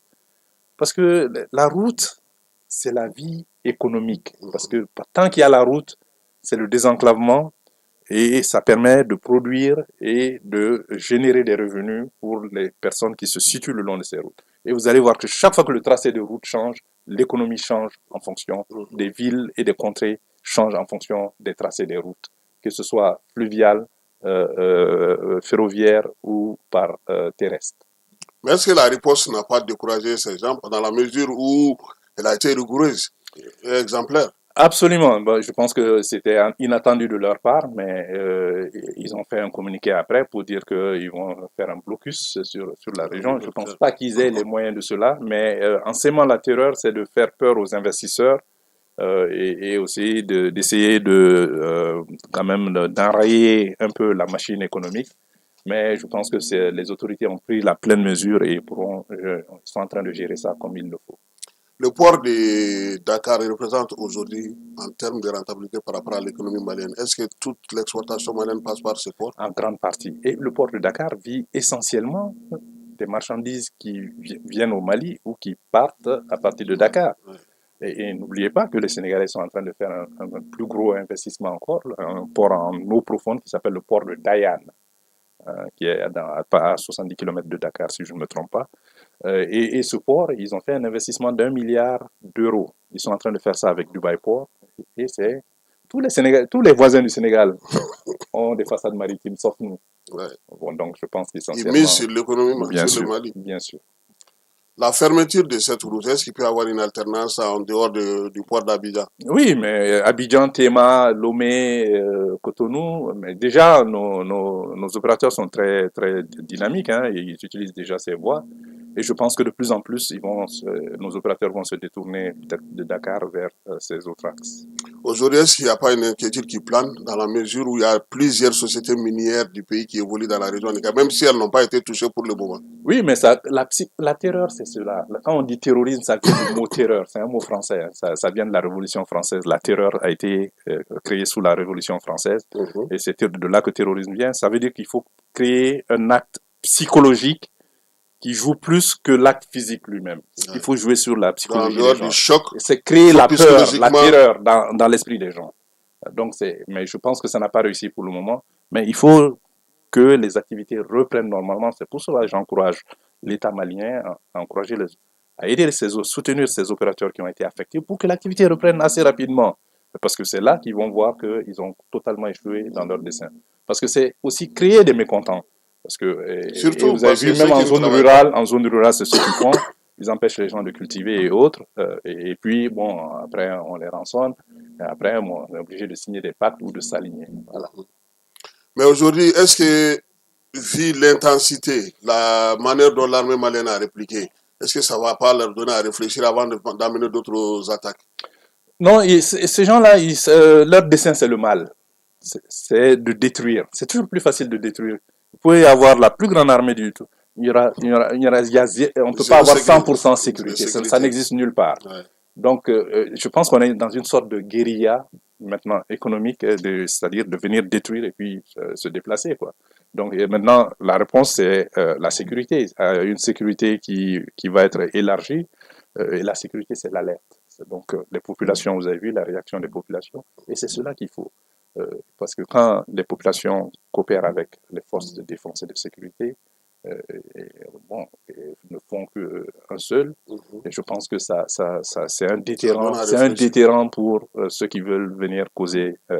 des actes de terreur. Non, par rapport à Kai, comment vous expliquez cela? Surtout la zone de Molodo, une grande zone de production de riz. Mais oui, mais c'est fait. Parce que vous savez, ce n'est pas Nyono seulement, c'est vous prenez la région de Mopti, parce que vous savez, nous sommes 3e producteur d'eau douce, de poissons d'eau douce. Mais tout cela et le bétail, tout cela, ce sont des cultures ancestrales que nous avions. Et l'idée, c'est de décourager un peu tout cela. Et la production agricole, parce que vous voyez, ces déplacés internes et externes viennent des zones rurales. Et vous avez 70% de la population malienne qui vient des zones rurales. Donc tout cela, c'est fait sciemment. C'est fait sciemment, c'est pour détruire l'outil économique et mettre le pays à genoux. Aujourd'hui, on a l'impression que l'État réagit, mais tout est militaire. Est-ce que le tout militaire pourra être une solution face à ces attaques? Non, il n'y a pas de tout militaire. Et d'ailleurs, c'est reconnu que, moi je le dis, la sécurité et le développement sont indissociables. Vous pouvez avoir la meilleure armée au monde, les meilleures forces de défense et de sécurité. Même si ces forces de défense et de sécurité ne sont pas bien nourries, ne sont pas bien dans leurs conditions de vie, évidemment, quelqu'un d'armé et qui a faim, évidemment, ça devient toujours un problème. Donc, il faut faire les choses concomitamment, il faut les faire en même temps. Donc, donner de l'espoir aux gens qui n'en ont pas, parce que tous ces jeunes qui sont dans l'extrémisme violent ou bien qui sont en train de migrer, c'est le désespoir qui fait cela. Donc, si nous arrivons à créer un espoir, de l'espérance, c'est-à-dire créer des conditions pour que les gens puissent savoir qu'il y a un avenir, même si les choses ne sont pas roses aujourd'hui, mais que les choses vont s'améliorer, que la vie va s'améliorer, qu'il y a un espoir d'avoir un emploi dans peu de temps et d'avoir des revenus. Parce que aussi, il faut le dire, notre économie est largement informelle et plus de 90% des Maliens vivent au jour le jour. Si les gens ne travaillent pas, ils ne mangent pas ce jour. Ça veut dire que notre taux de croissance est stagné? Non. C'est-à-dire le Mali, quand même, depuis 1994, ça fait 30 ans, presque 40 ans, que nous avons un taux de croissance économique moyen de 5%. Mais ce n'est pas suffisant. Tu sais pourquoi? Parce que nous avons déjà un taux démographique de plus de 3%. Et si vous ajoutez l'inflation à ça, il nous faut au moins 7%, 7% à 9%, pour que vraiment cette croissance puisse bénéficier. Mais est-ce qu'avec les salaires, la masse salariale, on peut atteindre ça aujourd'hui? Mais la masse salariale, elle affecte moins de 1% de la population du Mali. Mais elle est importante parce que c'est l'administration centrale et les collectivités territoriales. Parce que l'État, c'est la puissance publique. Parce que ce sont ces personnes qui sont chargées de la sécurisation des personnes et des biens sur l'ensemble du territoire. De nous soigner, de nous nourrir, et puis de nous enseigner, et de nous protéger sur l'ensemble du territoire. Donc, il faut que ces personnes soient dans des bonnes conditions de travail, donc des rémunérations, que les gens puissent vivre de leur revenu, de leur rémunération, parce que c'est cela la fonction publique. Alors, si on doit faire aujourd'hui une résistance économique dans la région de Kai, elle reposera sur quoi? Et quels peuvent être les différents piliers? Non, Kai est une région déjà naturellement enclavée, parce qu'il y a quand même beaucoup de relief dans la région de Kai, mais nous avons la chance d'avoir cette voie sur le Sénégal, ces deux voies, chemin de fer, il faut absolument rétablir le chemin de fer. C'est indispensable. Ne serait-ce que pour le transport des marchandises, mais aussi le transport des passagers. Parce que cela va fluidifier les échanges davantage et évidemment, ça va permettre de désenclaver totalement Caille. Parce que pourquoi ces routes aussi sont détruites? Vous savez que le kilomètre de goudron, vous savez combien ça coûte? Non. C'est en moins de 500 millions de francs CFA, un kilomètre de goudron. Kilomètre de goudron aux normes internationales. Oui, 500 millions par kilomètre. Ici, Dakar, c'est 1250 kilomètres. Donc, vous voyez cet investissement. Donc, si nous avons des... Mais les chauffeurs aujourd'hui et les autres usagers réclament un tronçon de 300 km. Oui, ou bien mais imaginez les 300 km multipliés par 500 millions. Combien ça fait? C'est énormément d'argent. Mais en plus de cela, il faut entretenir et réparer. Mais encore faut-il que ces gros porteurs aussi respectent les normes. Parce que la durée de vie des infrastructures aussi est calculée par rapport à un certain nombre de choses. Et ce sont des investissements lourds, donc il faut qu'on fasse extrêmement attention à comment nous utilisons. Donc la résistance économique n'est pas possible à ce stade tant que l'État n'y met pas d'ici. Non, l'État doit prendre le devant. Les opérateurs l'État doit travailler de concert avec les opérateurs. Parce que l'État commerçant n'existe plus. Depuis depuis le début de l'indépendance, jusqu'en 1990, quand on a fermé les sociétés et entreprises d'État, l'État commerçant, il y a très peu. L'État vend très peu et achète très peu dans le sens du commerce. Vous avez vu, même le pétrole, ce sont les opérateurs maliens qui sont dynamiques avec les multinationales pour le pétrole et le gaz. Donc maintenant, il faut que l'État doit créer le cadre, l'environnement des affaires et impulser avec des bonnes politiques et appuyer le secteur privé. Et nous avons un secteur privé dynamique et je pense qu'il a besoin juste du soutien de l'État. Et je pense que c'est le cas pour le moment. Mais il faut aller encore plus vite et plus loin encore. Est-ce qu'il ne faudra pas aussi inverser la tendance aujourd'hui, vu que la région de Caille, le poids économique de cette région, quand vous voyez les infrastructures, elles ne sont pas à la hauteur. Mieux, surtout le désenclavement de la région avec plus de 7 mines, mais jusqu'à présent, il ne faudra pas demander aux mines et aux sociétés minières d'investir. C'est pas leur rôle. Et moi, mais l'État ne peut pas mettre ça dans le cahier des charges. Non, l'État ne peut pas mettre ça dans le cahier des charges. C'est pas à l'État, c'est pas aux sociétés privées. Il y a une contraste remarquable au niveau de chaque zone de production d'or. Oui. Quand vous voyez les sites, les sociétés, leurs lieux d'installation, comparés au reste du village, vous allez vous rendre compte qu'il y a deux... C'est ce qu'on appelle le développement local. Généralement, quand les compagnies... Parce que c'est dans l'intérêt des compagnies d'accompagner ce développement local. Parce que vous ne pouvez pas venir vous installer. Moi, j'ai travaillé à Siama, le village de Fourou. BHP a beaucoup investi là-bas, parce que les miniers habitaient là-bas. Et puis, la plupart des gens du village aussi sont recrutés, des jeunes sont recrutés et travaillent à la mine. Vous ne pouvez pas avoir une mine d'or dans un contexte sans qu'il y ait quand même des infrastructures afférentes aux alentours. C'est pour cela, même pour le lithium, j'ai dit, ils vont avoir une grosse production d'énergie et il faut de l'eau aussi pour les mines. Et donc, les villages environnants, il faut quand même que ces villages aient accès à l'énergie et puis à l'eau. Profiter de la mine. Donc, je pense que c'est dans les plans de développement local, c'est prévu que les mines aussi appuient un peu au niveau des localités, mais il y a des redevances et il y a aussi des sommes qui sont reparties au niveau du développement local, mais qui ne sont pas très bien gérées aussi. Mais pour ce que vous avez dit par rapport aux mines, à Caille, on ne voit pas le contraste parce que tout cela va dans le budget d'État. Ce qu'on appelle... Non, on ne réinvestit pas. Voilà, c'est fongible. Non, c'est fongible. Et donc, c'est pour cela, moi, j'ai même proposé la création d'une commission interministérielle, non seulement pour l'orpaillage, mais aussi pour les mines, pour voir un peu que ce soit l'administration territoriale, l'environnement, les finances, les mines, et bon, que l'État au moins soit représenté pour voir un peu ce qui se passe dans les mines et autour des mines. Après toutes ces attaques-là, est-ce qu'aujourd'hui, comme vous l'avez dit, la piscose, c'est vrai, c'est au niveau des sociétés minières, l'État peut faire quoi pour prévenir? Parce qu'on a vu que ces gens, on ne parvient même plus à faire la différence entre eux et la population malienne. Oui, mais il y a une infiltration terrible. Mais c'est ce qui est compliqué avec la guérilla, parce que c'est des gens comme vous et moi. Et il suffit, on ne peut pas les différencier, c'est là que l'appui de la population est nécessaire et indispensable. Et c'est là que les forces de défense et de sécurité, c'est pour cela que j'ai parlé d'une sécurité élargie, c'est quand même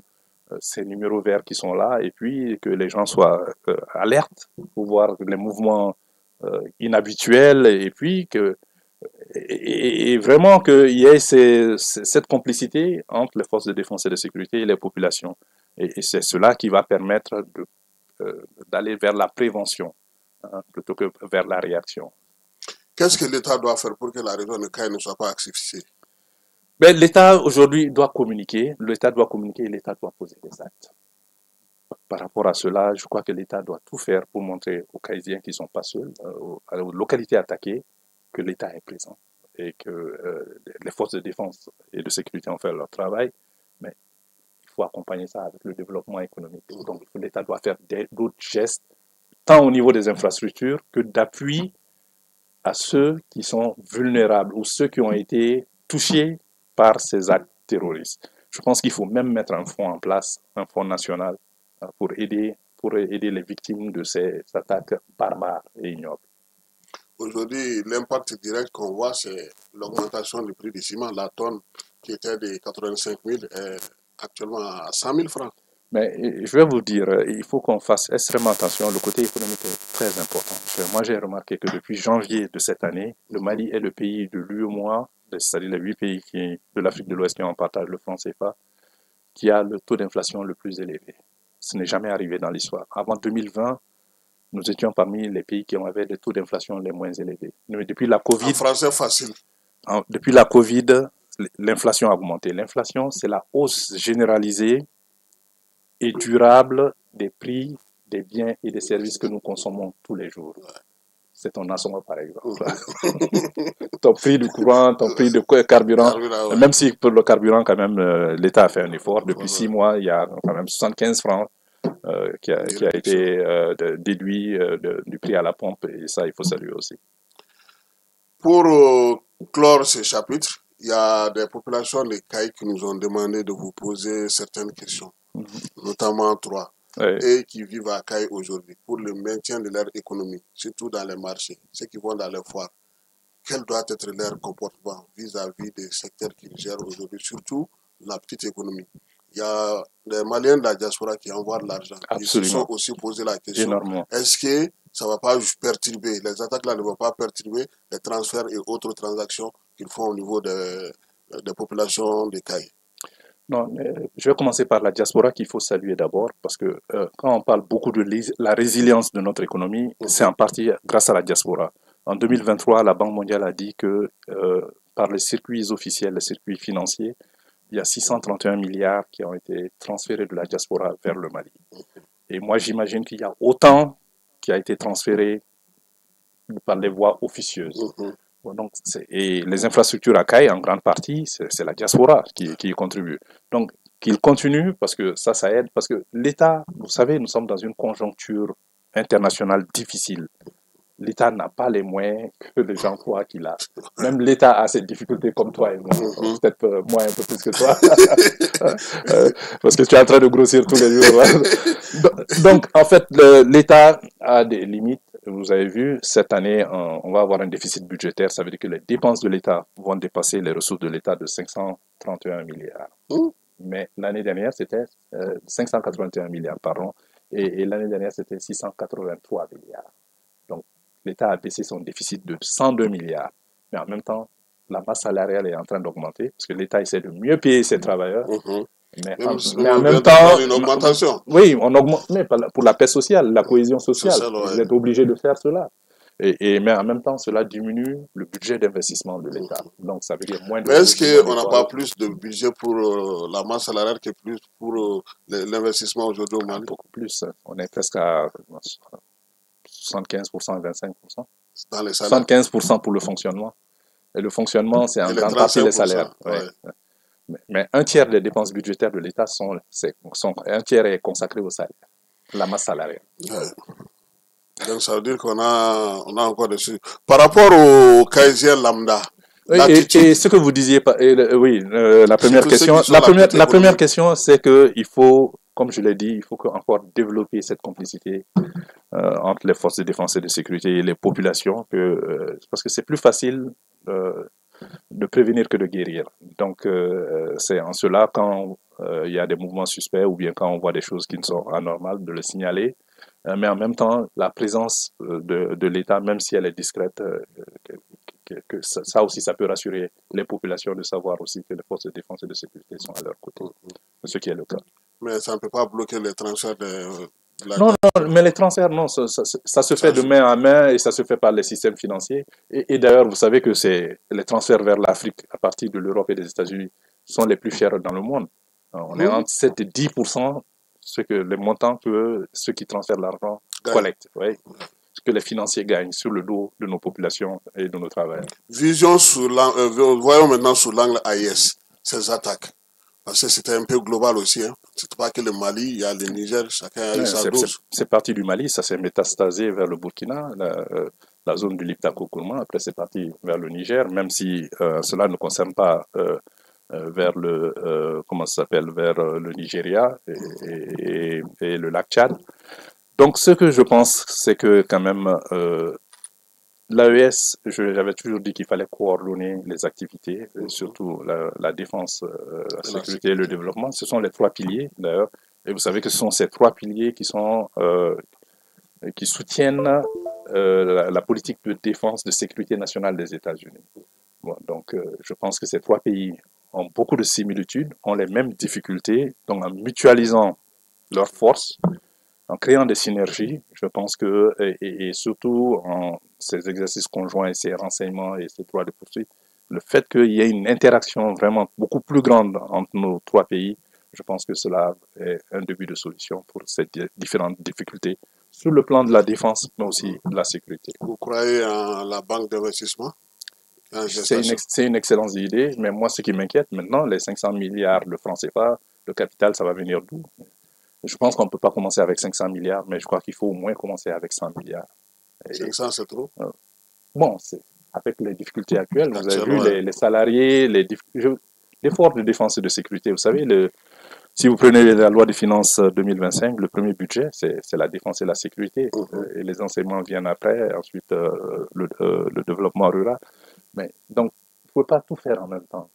Parce que nous, notre travail, c'est l'économique. Ça veut dire que les besoins sont illimités, mais les ressources sont limitées. Donc, en ce moment, il faut choisir. Il faut prioriser. Et quand vous priorisez, évidemment,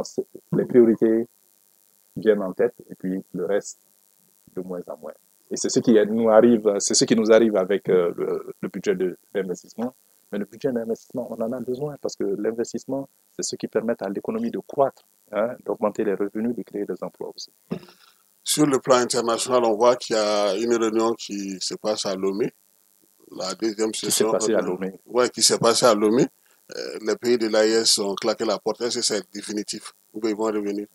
Qui a dit ça? Moi j'ai vu le communiqué de l'UEMOA, l'Union économique et monétaire ouest-africaine. L'incident n'a pas été signalé. Et beaucoup de gens m'ont demandé, j'ai dit... Il y a un communiqué quand même de la presse du Burkina. Moi, je parle de mes autorités à moi. Oui. Parce que elles n'ont pas encore parlé. Nous avons, c'est ce que j'ai dit aux gens qui me demandent, j'ai dit, nous avons 2 ministres qui, en principe, ont participé à cette réunion, en tout cas, qui on voit au chapitre, qui n'ont pas parlé encore. Donc, je ne vais pas me prononcer avant ces ministres. Mais ce que je sais, c'est que la présidence du Conseil des ministres, c'est de la rotation. Hein, et aucun pays n'a un droit de veto. Chaque pays a une voix égale. Bon, donc, s'il y a des difficultés... Il n'y a pas une voix prépondérante, quoi. Non. Mais même si la Côte d'Ivoire a une économie prépondérante, 40% du PIB, chaque pays a une voix. Donc, et les décisions doivent être prises à l'unanimité ou par consensus.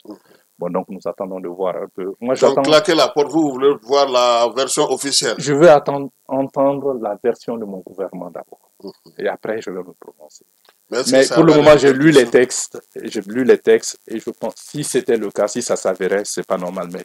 il faut faire qu'on fasse extrêmement attention. Nous sommes dans cette Union économique et monétaire ouest-africaine qui est l'une des meilleures en Afrique parce qu'on a une monnaie commune. Cette monnaie commune, c'est notre pouvoir d'achat. Et si cette monnaie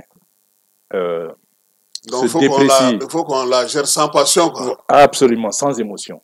Sans émotion, qu'on ne mêle pas la politique à cela. C'est pour cela que la Banque centrale gère la monnaie. Et on demande que la Banque centrale soit aussi indépendante que possible pour qu'elle ne soit pas mêlée à la politique de tous les jours. Ouais. Parce que l'argent n'aime pas le bruit. Donc, préservons nos acquis. Le Mali a eu, mercredi dernier, 44 milliards de prêts sur le marché financier de l'UEMOA, qui est organisé et garanti par la BCEAO. Le Burkina sort la semaine prochaine pour plusieurs dizaines de milliards encore. Donc, même s'il y a eu un incident au cours de cette réunion, nos pays continuent à participer et nos gouvernements n'ont fait aucun. Mais est-ce que dans leur communiqué, ils en ont parlé? L'UEMOA n'en a pas parlé. Mais la présidence est gérée par quel pays aujourd'hui? La Côte d'Ivoire. La Côte d'Ivoire non plus n'a pas parlé et le gouvernement malien ne sait pas encore. Mais officiellement, quand même, personne n'en a parlé. Donc, attendons, quand nos autorités vont se prononcer, on va donner la suite. Alors, quel commentaire faites-vous de cette visite de 5 chefs d'État à la Maison-Blanche? C'est une bonne chose. Non, moi les gens s'offusquent, mais il faut connaître le personnage. Donald Trump, c'est un personnage atypique. Mais ça a surpris, Non, moi, ça ne me surprend pas. Il faut connaître le personnage. Il fait ce qu'il a envie de faire. Il fait à sa tête. C'est comme un gamin de 8 ans que tu mets dans un magasin de jouets. Mais c'est trop gros de demander à un chef d'État quand même de se présenter. Ou de dire à un président de Libéria... Est-ce que c'est pas lui qui... Est-ce qu'il n'aurait pas dû avoir honte de dire une telle chose publiquement? Ça veut dire qu'il ne travaille pas avec ses collaborateurs. Ouais. En tout cas, pour le cas de Libéria, ça sort de l'ordinaire. Ce genre de visite. J'ai déjà été à la Maison-Blanche. J'ai déjà accompagné un président à la Maison-Blanche. On a déjà reçu, j'ai déjà travaillé avec des chefs d'État qui ont reçu d'autres chefs d'État. On prépare des notes, on briefe le président, sur chaque pays, et ce qu'il pourrait poser comme question ou ce qu'il souhaiterait demander. Mais ils ne connaissaient même pas le nom des présidents, ils ne connaissaient même pas les pays, y compris le Libéria. Le Libéria, oui. Qui est indépendant depuis 1847 et qui a pratiquement le même drapeau et qui pendant longtemps a eu la même monnaie que le dollar américain. La même langue. La même langue. Et puis les anciens... Il était surpris que Bokeh parle anglais. Mais oui, il était surpris et ça veut dire qu'il n'a pas parlé avec ses collaborateurs avant la réunion et qu'il n'a pas lu les papiers qu'on lui a donnés. Donc, moi, même l'aspect protocolaire dans son bureau. Ouais, mais il s'en fout. Mais ce n'est pas son problème. Les Africains s'offusquent. Il ne faut pas s'offusquer. Ce monsieur, c'est comme ça qu'il est. Il faut voir comment il Donc, on peut s'attendre à d'autres situations pareilles? Mais bien sûr, bien sûr. Il ne respecte ni protocole, ni étiquette, il n'est ni courtois, ni bienséant. C'est sa nature. Il est comme ça. Et c'est l'homme le plus puissant du monde. Et il est imprévisible. Et il peut faire mal. Même les plus grandes puissances le craignent parce que, évidemment, le président des États-Unis, c'est pas n'importe qui. Et évidemment, c'est la première puissance économique, militaire, politique, financière, commerciale et culturelle. Et la plus endettée aussi. La plus endettée, mais bon, par rapport, ils ne sont pas surendettés parce que eux, ils s'endettent dans leur monnaie. C'est le reste du monde qui finance leur dette. Nous allons clore ce débat. En tout cas, nous vous remercions par rapport à cette première partie qui a été consacrée à la langue française, permettant aussi à d'autres personnes qui nous posent pas mal de questions par rapport à la situation, surtout la diaspora. Mourou Mao Makalu Initle. Inanga Kena Kona Biajara Kosobe. Sabula mi Soroko Kumae Achali no Anga Jamana Kono. Bela Jele Nifion la Bebolo Bikunamnana. Kai Marabulo Ingali Muningara Kosana Machaman Digu. maa caman bɛ yen fana olu ka sɔrɔ bɛ kɛ ka yɛrɛ jɔyɔrɔ fana ka bɔ an ka jamana kɔnɔna na bi e bɛ se ka mun fɔ maa ye bingali ninnu kɔfɛ ni o bɛ se ka kɛ jɔyɔrɔ n'a ye sɔrɔ ko ta na sira fɛ. Non, an bɛ nin fɛn ninnu kɔnɔ ni jatigɛ walikɛla ninnu kabi san 2012 a barika bonyana an ka bonyana kosɛbɛ an ka jamana kɔnɔ an ɲɛ bɛ min na a tun daminɛna jamana kɔrɔnyan fan fɛ a jiginna dɔɔni dɔɔni sisan Mali région tɛ yen k'a fɔ wala ninnu tɛ baara jugu kɛ yɔrɔ minnu na bon a taara an kɛrɛfɛ dugu fana la n'o ye Burkina Faso ni Niger ye mais a bɛ sisan fo Benin yɛrɛ kɔgɔjida dugu ninnu baara jugu ninnu bɛ ka taa fo ye an bɛ min kɛ an bɛ cɛsiri de kɛ parce que nin tɛ tile fila baara ye kɔni nin ye baara kuntalajan de ye mais a bɛ se ka kɛlɛ cogoya min na o ye ni jamanadenw ni finitigiw y'u tɛgɛ di ɲɔgɔn ma parce que kibaruyaw bɛ sɔrɔ ten de information bɛ di ten de ni fɛn minnu nu wo ye fɛn minnu ye ni an b'u ko minɛ ou bien n'o ye dunan sugu dɔw ye minnu ma tɛ deli ka minnu ye u ka taamasiyɛn di finitigiw ma n'o kɛra o de b'a to bɛɛ bɛ se ka lakana parce que lakana in kunbɛli de ka nɔgɔ a la ni a kɛlɛli yɛrɛ ye donc vraiment an b'o o de fɔ ni min kɛra ka ye ni y'o joué kalo tile fɔlɔ yɛrɛ y'a ɲɛfɔ cogoya min na baara a gɛlɛyara a dabɔra min kama ka mɔgɔw jatigɛ ka mɔgɔw lasiran ka mɔgɔw ka baarakɛminɛnw tiɲɛ ka mɔgɔw ka baaraw tiɲɛ bon ani ka mɔgɔw lasigi a ɲɔgɔn na donc an k'an kɔlɔsi fana amalgame na voilà an kana bagan ɲɔgɔn ma an ka jateminɛ kosɛbɛ n'an bɛ min fɔ vraiment an ka finitigiw to olu k'u ka baara kɛ ni kibaruya minnu b'an bolo an k'olu di dɔn kayi jɔyɔrɔ yɛrɛ ye jumɛn mali sɔrɔko la ni kayi sira ka bɔ bamakɔ ka taa dakar mais kayi jɔyɔrɔba de bɛ mali sɔrɔko la i b'a dɔn k'a fɔ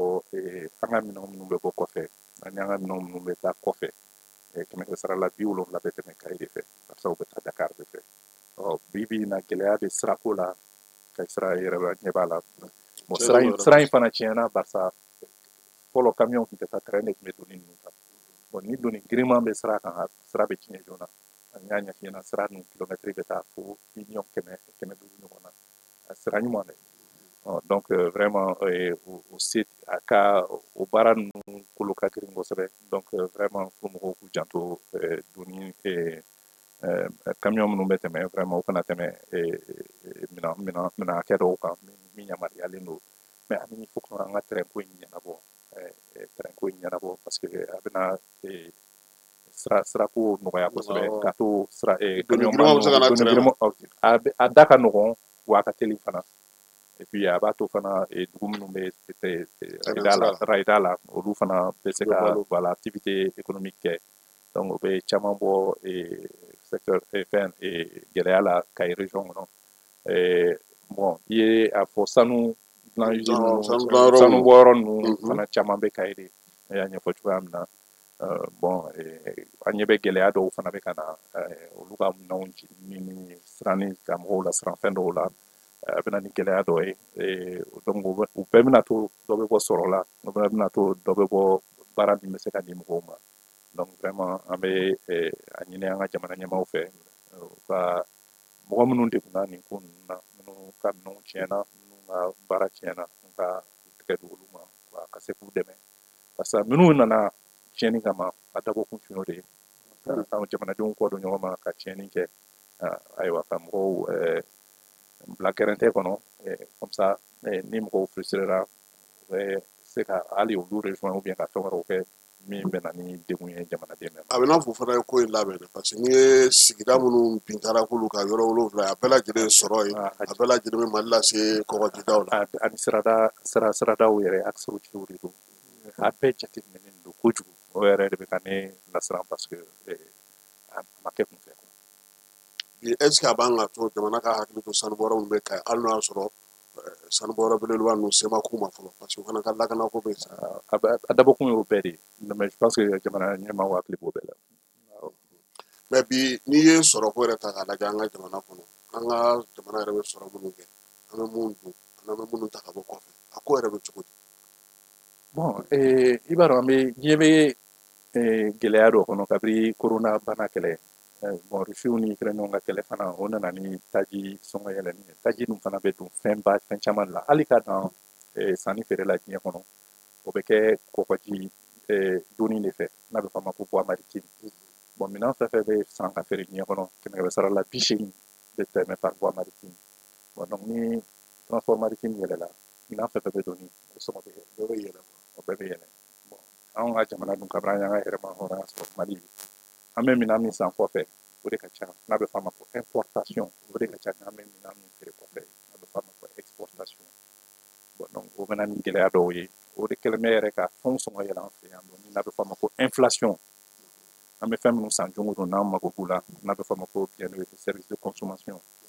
inflation b'o de mesurer inflation bɛ ka yɛlɛ kosɛbɛ san 2025 ni inflation yɛlɛ la ni saraw ma yɛlɛ mɔgɔw ka sɔrɔ bɛ jigin donc f'an k'an janto o yɔrɔ la surtout balo ta sira fɛ barisa ka jateminɛ na an ka jamana ninnu kɔnɔ sara fanba sɔrɔ fanba a bɛ don dumunifɛnw de la dumunifɛnw sɔngɔ yɛrɛ la kojugu dɔrɔn donc a bɛ na ni gɛlɛya ye famille kɔnɔ. mɛ an y'a ye k'a fɔ u y'u ɲɛsin kayi ma u y'u ɲɛsin yɔrɔ ma a dugu ninnu bɛɛ lajɛlen na fana sɔrɔ bɛ kɛ i yɛrɛ sirabako fɔ n'o ye an ka kayi sirabako in ye siraba in yɛrɛ bɛ mun de ɲɛ mali ye ka bɔ dakar ka na yan. Siraba in bɛ fɛn bɛɛ de ɲɛ mali ye i yɛrɛ b'a dɔn k'a fɔ an ni senegal tun jɛlen bɛ an tun ye dugu kelen ye n'a bɛ fɔ o ma ko fédération du mali n'o cira 1960 o k'a sɔrɔ an ka yɛrɛma hɔrɔnya ta senegal fana ka yɛrɛma hɔrɔnya ta mais donc an ka minɛn 100 sara la 70 bɛ bɔ dakar de dakar port donc ni sira tigɛra n'i ye kayi tigɛ bamako la ka kayi tigɛ dakar la bon n'i ye 100 sara la 70 ɲa dɔn f'i ka ɲɛ wɛrɛ ɲini o la donc ne ɲɛna o jate de b'u fana kunna quoi. Bon ɲoro fana b'a la Mauritanie i b'a dɔn an bɛ surtout balo ni fɛn dɔw bɛ marchandise bɛ don nɔnɔ ni farine ninnu o caman bɛ don Mauritanie fana fɛ bon n'i ye ɲoro fana blocus kɛ ɲoro la bon donc o fana bɛ na ni gɛlɛya ye o ta sira fɛ. mais bi est ce que ɲɛmaaw man ka fɛɛrɛ tigɛ parce que n'i y'a jateminɛ waleya in kɛlen ciment dilan usine minnu n'olu taara jeni n'u minɛnw caman tiɲɛna kuma tɛ bafula bɛ marabolo kɔnɔna na a baarakɛlaw b'a la k'a fɔ ko baarako kuma yɛrɛ tɛ ka fɔ tuguni olu kɔni sigilen don so hali bi. oui mais i bɛ fɛn sanu baara ni usine baara bayɛlɛmali baara in baarakolo girin de don nafolo ta sira fɛ miliyari caman de don d'abord minnu ka miliyariw taara tasuma la n jenina minɛn minnu jenina minnu ye wari don a la olu de ka bɔ nafolo jenina bon ni minɛn bayɛlɛma usine n'a ma baara kɛ pour que ka feere kɛ ka sɔrɔ kɛ a bɛ se ka mɔgɔw sara cogo di bon minnu ka baarakɛ minɛn tiɲɛna minnu y'u ka wari don usine ninnu yɛrɛ la olu jɔrɔlen bɛ yɛrɛ parce que a caman bɛ juru de ta ou bien u ye mɔgɔ wɛrɛw ka wari minɛ k'a don ni fɛn ninnu na problème de don mais ne ɲɛna problème min don jamana ɲɛmaaw kan ka ciment sɔngɔ yɛlɛla est ce que mais ciment sɔngɔ ma yɛlɛ 1er juillet kama dɛ avant ça ciment sɔngɔ yɛlɛla par sa logistique sɔngɔ yɛlɛla transport k'a donni ka bɔ yɔrɔ dɔ ka na yɔrɔ dɔ transport de sɔngɔ yɛlɛla bon kayi sira yɛrɛ b'a dɔn k'a fɔ sira tɛ yen bilen bon donc ni détour bɛ kɛ ka taa yɔrɔ wɛrɛ yɔrɔ minnu ka jan ne yɛrɛ dɔ tun y'a fɔ ɲɛna ko 100 sara la sira sɔngɔ donni ta sira fɛ 100 sara k'a yɛ tun yɛlɛla ni 20 de mais n'a yɛlɛla ni 20 ye olu b'o bɔ kɔtɔnɔ la u b'a fara kan voilà donc logistique sira de don n'o tɛ kayi dun fana i y'a fɔ cogo min na jɔyɔrɔ ka bon sanuko ni fɛnw mais an ka jamanaden minnu bɛ kɔ kan u caman fana jɔrɔlen don ni bingali ninnu kɛlen u jɔrɔlen don barisa u ka denbayaw bɛ yen ne tɛ sɔrɔ ta sira fɛ an ka tunkarakɛw ninnu an ka diaspora olu de jɔlen bɛ ni kayi fanba ye olu bɛ n y'a fɔ n ko banque mondiale y'a fɔ ko san 2023 an ka jamanaden minnu bɛ kɔfɛ u ye wari min bila ka na circuit officiel n'o ye banque ni établissement financier fɛ miliyari 631 CFA la o y'o de bila ka na Mali kɔnɔ mais ni donbolo tɛ kelen ne ɲɛna donbolo yɛrɛ fana b'o bɔ donc o gɛlɛya ninnu kɔnɔ je pense que dɛmɛ min bɛ bɔ kɔfɛ mɔgɔ kan ka hakili t'o la mais an kan ka jateminɛ baara bɛ se ka kɛ ni o wari ninnu ye barisa a bɛɛ bɛ don consommation de la donc ka investissement dɔw bɛ se ka kɛ a bɛ se ka don courant na a bɛ se ka don sira la a bɛ se ka don fɛn wɛrɛw la an ka jamana kan k'a lajɛ o ni kɔfɛmɔgɔw bɛ se ka baara kɛ cogoya min na n'u bɛ se ka investissement kɛ k'a lajɛ barisa juru sɔngɔ ka gɛlɛn an ka jamanaw la mais an ka baarakɛla minnu bɛ kɔfɛ juru sɔngɔ ma ka nɔgɔ ye donc an bɛ se ka hali bɔn la diaspora kɛ min b'a to mɔgɔw bɛ se ka investissement kɛ u ni jamana bɛ baara kɛ cogoya min na ani u ni kɛn yɛrɛw bɛ se ka baara kɛ cogoya min na o de la jamana ni kɛn yɛrɛw kan k'u tɛgɛ di ɲɔgɔn ma pour que k'a lajɛ baara minnu bɛ se ka kɛ kɛnɛmamɔgɔw an ka mɔgɔ minnu bɛ jamana kɔfɛ ani minnu bɛ jamana kɔnɔ u ni jamana yɛrɛ bɛ se ka baara kɛ cogoya min na mais n y'a ɲɛfɔ cogoya min na jamana tɛ commerçant ye bilen jamana kan ka kɛn yɛrɛw de bila ɲɛfɛ k'u jukɔrɔma tinti k'u dɛmɛ pour que olu ka se k'u ka baara kɛ voilà. mais bi n'i ye bingali in kɔfɛ jateminɛ i b'a ye k'a fɔ i ye min fɔ jatigɛ ma na nka kayika minnu bɛ yen n'olu yɛrɛ bɛ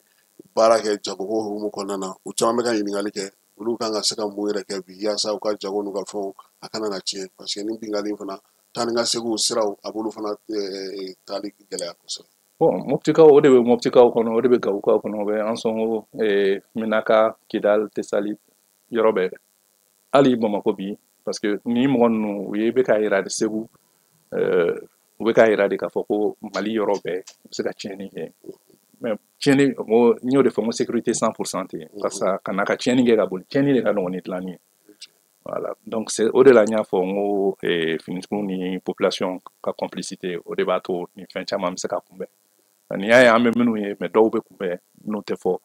donc voilà donc il faut vraiment ka o de ka renforcer prévention ani information ka se ka di ɲɛ b'a la hali o don in na n ye numéro vert caman ye je pense qu'o bɛɛ ye initiative ɲuman ye u ka mɔgɔw encourager et puis le renseignement il faut renseignement ka renforcer davantage je pense qu'o de b'a to parce que il faut jamanaden yɛrɛ jɔyɔrɔ b'a ka lakana na jɔn jamanaden mais bien sûr mais e bɛ ka min fɔ c'est-à-dire bibi in na mais ka y'an y'a ye ko mɔgɔw ma siran mɔgɔw ma bɔ wa n t'o recommandé mais non n t'a recommandé u ka finitigiw to yen k'u ka baara kɛ barisa bɛɛ tɛ se ka baara kɛ nin fɛn mɔgɔw t'a dɔn min b'a kɔnɔna la donc et puis peut-être u bɛ se ka baara et puis i bɛ se ka baara gɛlɛya yɛrɛ an ka finitigiw bolo mais pour te dire que évidemment bɛɛ degunnen bɛ nin ko in na et puis bɛɛ tɔɔrɔlen don mais vraiment bɛɛ n'i ka baara don quoi mais jɔrɔnanko don Mali fan bɛɛ de don mais je pense que min bɛ se ka kɛ sisan o ye communication ni sensibilisation ani partage de renseignement voilà. AES ko fana b'a la an y'a ye k'a fɔ bingali a ma dan yan dɔrɔn ma an lamini jamana ninnu bɛɛ lajɛlen y'u niyɔrɔ sɔrɔ a la AES dun fana ka wulikajɔ sigilen dɔ fana ye min ye bɛn ni kelenya ale ni basigi ɲinini ye ka na u ka jamanaw kɔnɔna na.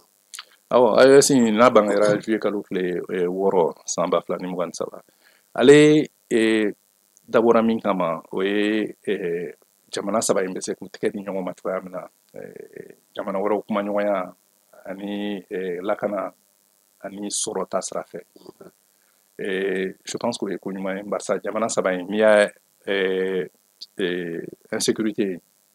jatigɛ walekɛla ninnu u y'a daminɛ Mali de la u jiginna dɔɔni dɔɔni ka na Burkina ka sɔrɔ ka taa Niger donc sisan u bɛ fo Golfe de Guinée o jifɛ jamana ninnu yɛrɛ Benin Togo ninnu ni Ghana ninnu ani Côte d'Ivoire u bɛɛ bɛ de bɛ attaquer la sisan donc n'i y'a ye ko jamanaw kan k'u tɛgɛ di ɲɔgɔn ma kan k'u tɛgɛ di ɲɔgɔn ma lakana ko la donc jamana saba in avancer o de kan kosɛbɛ o foli kan ka kɛ bon sɔrɔ fana ta sira fɛ an ka jamana saba ninnu fɛn dugu jukɔrɔfɛnw caman b'a kɔnɔ sɛnɛkɛ jamanaw fana don mɔnikɛ jamanaw don donc n'i ye sanu dɔrɔn ta n bɛ misali nin ma n'i ye sanu ta n'i ye Mali ni Burkina ka sanu min bɛ bɔ industriel n'i y'o fara ɲɔgɔn kan olu bɛ kɛ producteur numéro 1 ye Afrique o bɛ caya ni Ghana ta ye n'i ye kɔɔri ta yanni ɲinan ka se an tun ye fɔlɔ ye mais n'i y'an ni Burkina fara ɲɔgɔn kan an bɛ kɛ fɔlɔ ye Afrique bon suman fana o y'o kelen ye bagan fana y'o kelen donc n'i ye Niger fara o fana an bɛ mun san o de ka ca n'anw yɛrɛ bɛ mun non mais an bɛ par exemple kɔɔri munna an tɛ se k'an ka intrants san ɲɔgɔn fɛ engrais ni fɛn ninnu ni yanni Burkina ka taa sa d'an ma an ka tan sa munna an tɛ usine de grainage jɔ ɲɔgɔn fɛ munna an tɛ usine de textile jɔ ɲɔgɔn fɛ o tɛ baara nɔgɔya bon banque d'investissement in bɛ se k'o baaraw de kɛ mais n'i b'o kɛ i bɛ fɛ ka jamana saba in gɛrɛ ɲɔgɔn na fana f'i ka sira kɛ u ni ɲɔgɔn cɛ barisa sira de b'a to développement bɛ na et puis lakana fana bɛ na parce que yɔrɔ ni yɔrɔ enclavé la de tiɲɛni ka teli ye o yɔrɔ la ka tɛmɛ ni mɔgɔw bɛ yen ani ni yelen bɛ yen ni sira bɛ yen yelen bɛ yen a bɛ caman bɔ tiɲɛni na et puis a bɛ mɔgɔw rassurer donc an ka hakili to o fana la mais k'u bolo di ɲɔgɔn ma jukɔrɔfɛnw bɔli la par exemple Niger ye taji bɔ daminɛ a b'a bayɛlɛma sisan ka kɛ essence ye o n'a ɲɔgɔnnaw anw dun bɛ fɛn min san kɔfɛ ni fɛn bɛɛ ye kɛmɛ sara la an bɛ fɛn min san kɔfɛ 37 o ye taji ni gazi ni fɛnw ye a ka ca ni 1000 milliards ye an bɛ min don san o san an bɛ fɛn min san kɔfɛ donc n'an ka m'o san olu fɛ n'an bɛ bolo bɛ ɲɔgɔn bolo dɔ bɛ se ka hali n'an ma se k'a bɛɛ san o fɛ an bɛ se ka dɔ san o fɛ parce que hali n'u b'a sɔngɔ jigin an ye dɔɔni mais il faut pas k'a ka jigin kojugu pour que o fana ka tɔnɔ kɛ mais o ka to fana sira bɛ yen min bɛ se k'a to a bɛ se ka na voilà donc binganni walekɛla ninnu gɛlɛya minnu b'an ka jamana saba kɔnɔ o ye ka zone de production c'est à dire sɛnɛ ni fɛn ninnu bɛ minɛnw bɛ dilan k'a donni ka taa sugu la bon a bɛ fɔ de ma ko enclavement bon désenclavement intérieur o de n'i ye sira kɛ togodaw ni feerekɛyɔrɔw ni ɲɔgɔn cɛ o de bɛ na ni a to sɔrɔ bɛ yɛlɛn dɔ bɛ bɔ lakanabaliya fana la i y'a faamuya bon donc n'an sera k'o ouvrage ninnu kɛ ɲɔgɔn fɛ ka siraw kɛ fɛn Gao c'est à 4 heures de Niamey par exemple on a ɲɔgɔnnaw o bɛ Gao désenclavé on a ɲɔgɔnnaw Burkina ni Mali yɔrɔ tɔw parce que n ye frontière lajɛ Mali Niger c'est à peu plus de 800 km ka ca ni kilomètre 800 mais Mali Burkina c'est 1300 km ba kelen ani 100 donc jamana mais est-ce que banque d'investissement ale tɛna se k'o baara kɛ a kan ka se k'o baara kɛ parce que banque d'investissement t'an baara yan banque d'investissement min bɛ yan o ye banque ouest africaine de développement de o ye BCEAO bolomafara dɔ ye min bɛ Lomé mais ni AES y'a kɛ a bɛ baara kɛ ni jamana saba de kɔnɔ bon fɛn CEDEAO fana ka banque d'investissement tun b'a bolo bon maintenant ni jamana saba in comme u ka gɛlɛyaw ye kelen ye u ka sɔrɔtaw ye kelen ye n ye min fɔ kɔɔri t'a la ni Mali ni Burkina jɛra ka fɛn dɔw kɛ ɲɔgɔn ani Niger comme dugujukɔrɔfɛnw caman b'an fɛ yan hali o yɛrɛ hali n'a ni mɔgɔw bɛ baara kɛ an bɛ participation min ta o entreprise ninnu na donc l'investissement bɛ se k'o financer o et puis voilà et puis jamana saba in n'u bɛ fɛ ka juru ta u saba ka jɛ ka juru ta o sɔngɔ tɛ jigin ni o sɔngɔ bɛ jigin ni kelen na voilà a dabɔ kun y'o de ye et puis banque d'investissement in min yɛrɛ ye ne nisɔndiya k'o la barisa banque tɔw n'a bɛ fɔ o ma ko banque commerciale tɛ sɔn ka fɛn minnu financer ko nafa t'olu la ni jamana ɲɛna ko priorité don wa k'a bɛ nafa sɔrɔ san nataw la barisa banque minnu bɛ commercial ninnu olu bɛ tɔnɔ teliman de fɛ mais fɛn dɔw bɛ yen i bɛ n'i mana wari don a la a bɛ temps ta mais nafa bɛ jamanadenw ma voilà bon donc banque d'investissement bɛ se k'i ɲɛsin o bɛɛ de ma ayiwa AES ko hukumu kɔnɔna na fana an y'a ye k'a fɔ min ye kunu Lomekaw fɛ yen ɲɔgɔn ye tun bɛ yen UEMOA ka ɲɔgɔn ye an y'a mɛn ko AES jamanaw ye da tan ka bɔ min ye o waleya in ye an dun b'a dɔn k'a fɔ fana sɔrɔ ko de fana ye o ye UEMOA ale ye jamana 8 ye mun b'an fanfɛ bolo fɛ o bɛɛ lajɛlen ka wari dunta o ye CFA ye. Oui, an bɛ jɛkulu dɔ de kɔnɔ ko UEMOA Union économique et monétaire ouest africaine n'a bangera janvier kalo tile 10 san 1994 bon ale farala UEMOA de kan UEMOA ni o de ye CFA créé jamana 6 de ye CFA créé le 12 mai 1962 mai kalo tile 12 san 1962 jamana 6 in Mauritanie tun b'a la Mauritanie bɔra i y'a faamuya bon Mali tun t'a la Mali donna Togo tun t'a la Togo fana donna bon sisan Guinée-Bissau fana donna sisan donc o de y'a kɛ jamana 8 ye i y'a ɲɛfɔ cogoya min na ne yɛrɛ y'a kuma mɛn mais ma jamana ɲɛmaaw mɛn k'a kuma fɔ fɔlɔ bon conseil des ministres de don ministres ka conseil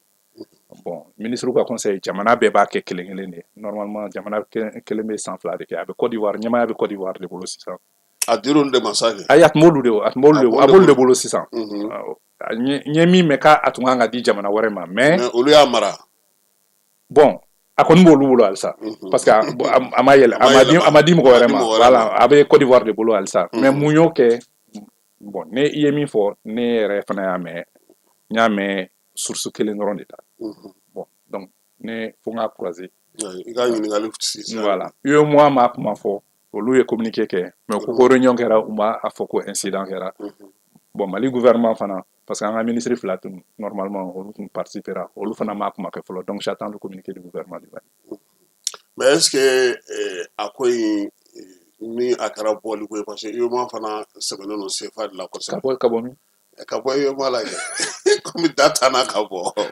ayi non da tanna ka bɔ mais mɔgɔ b'a ɲɛdɔn wa ayi G5 Sahel ta kɛra yan mais G5 Sahel ni CEDEAO ni UEMOA tɛ kelen ye dɛ ayiwa non ayi an ma da la n'an sera o yɔrɔ ma n'an sera o yɔrɔ la jamana ɲɛmaaw b'a ɲɛfɔ barisa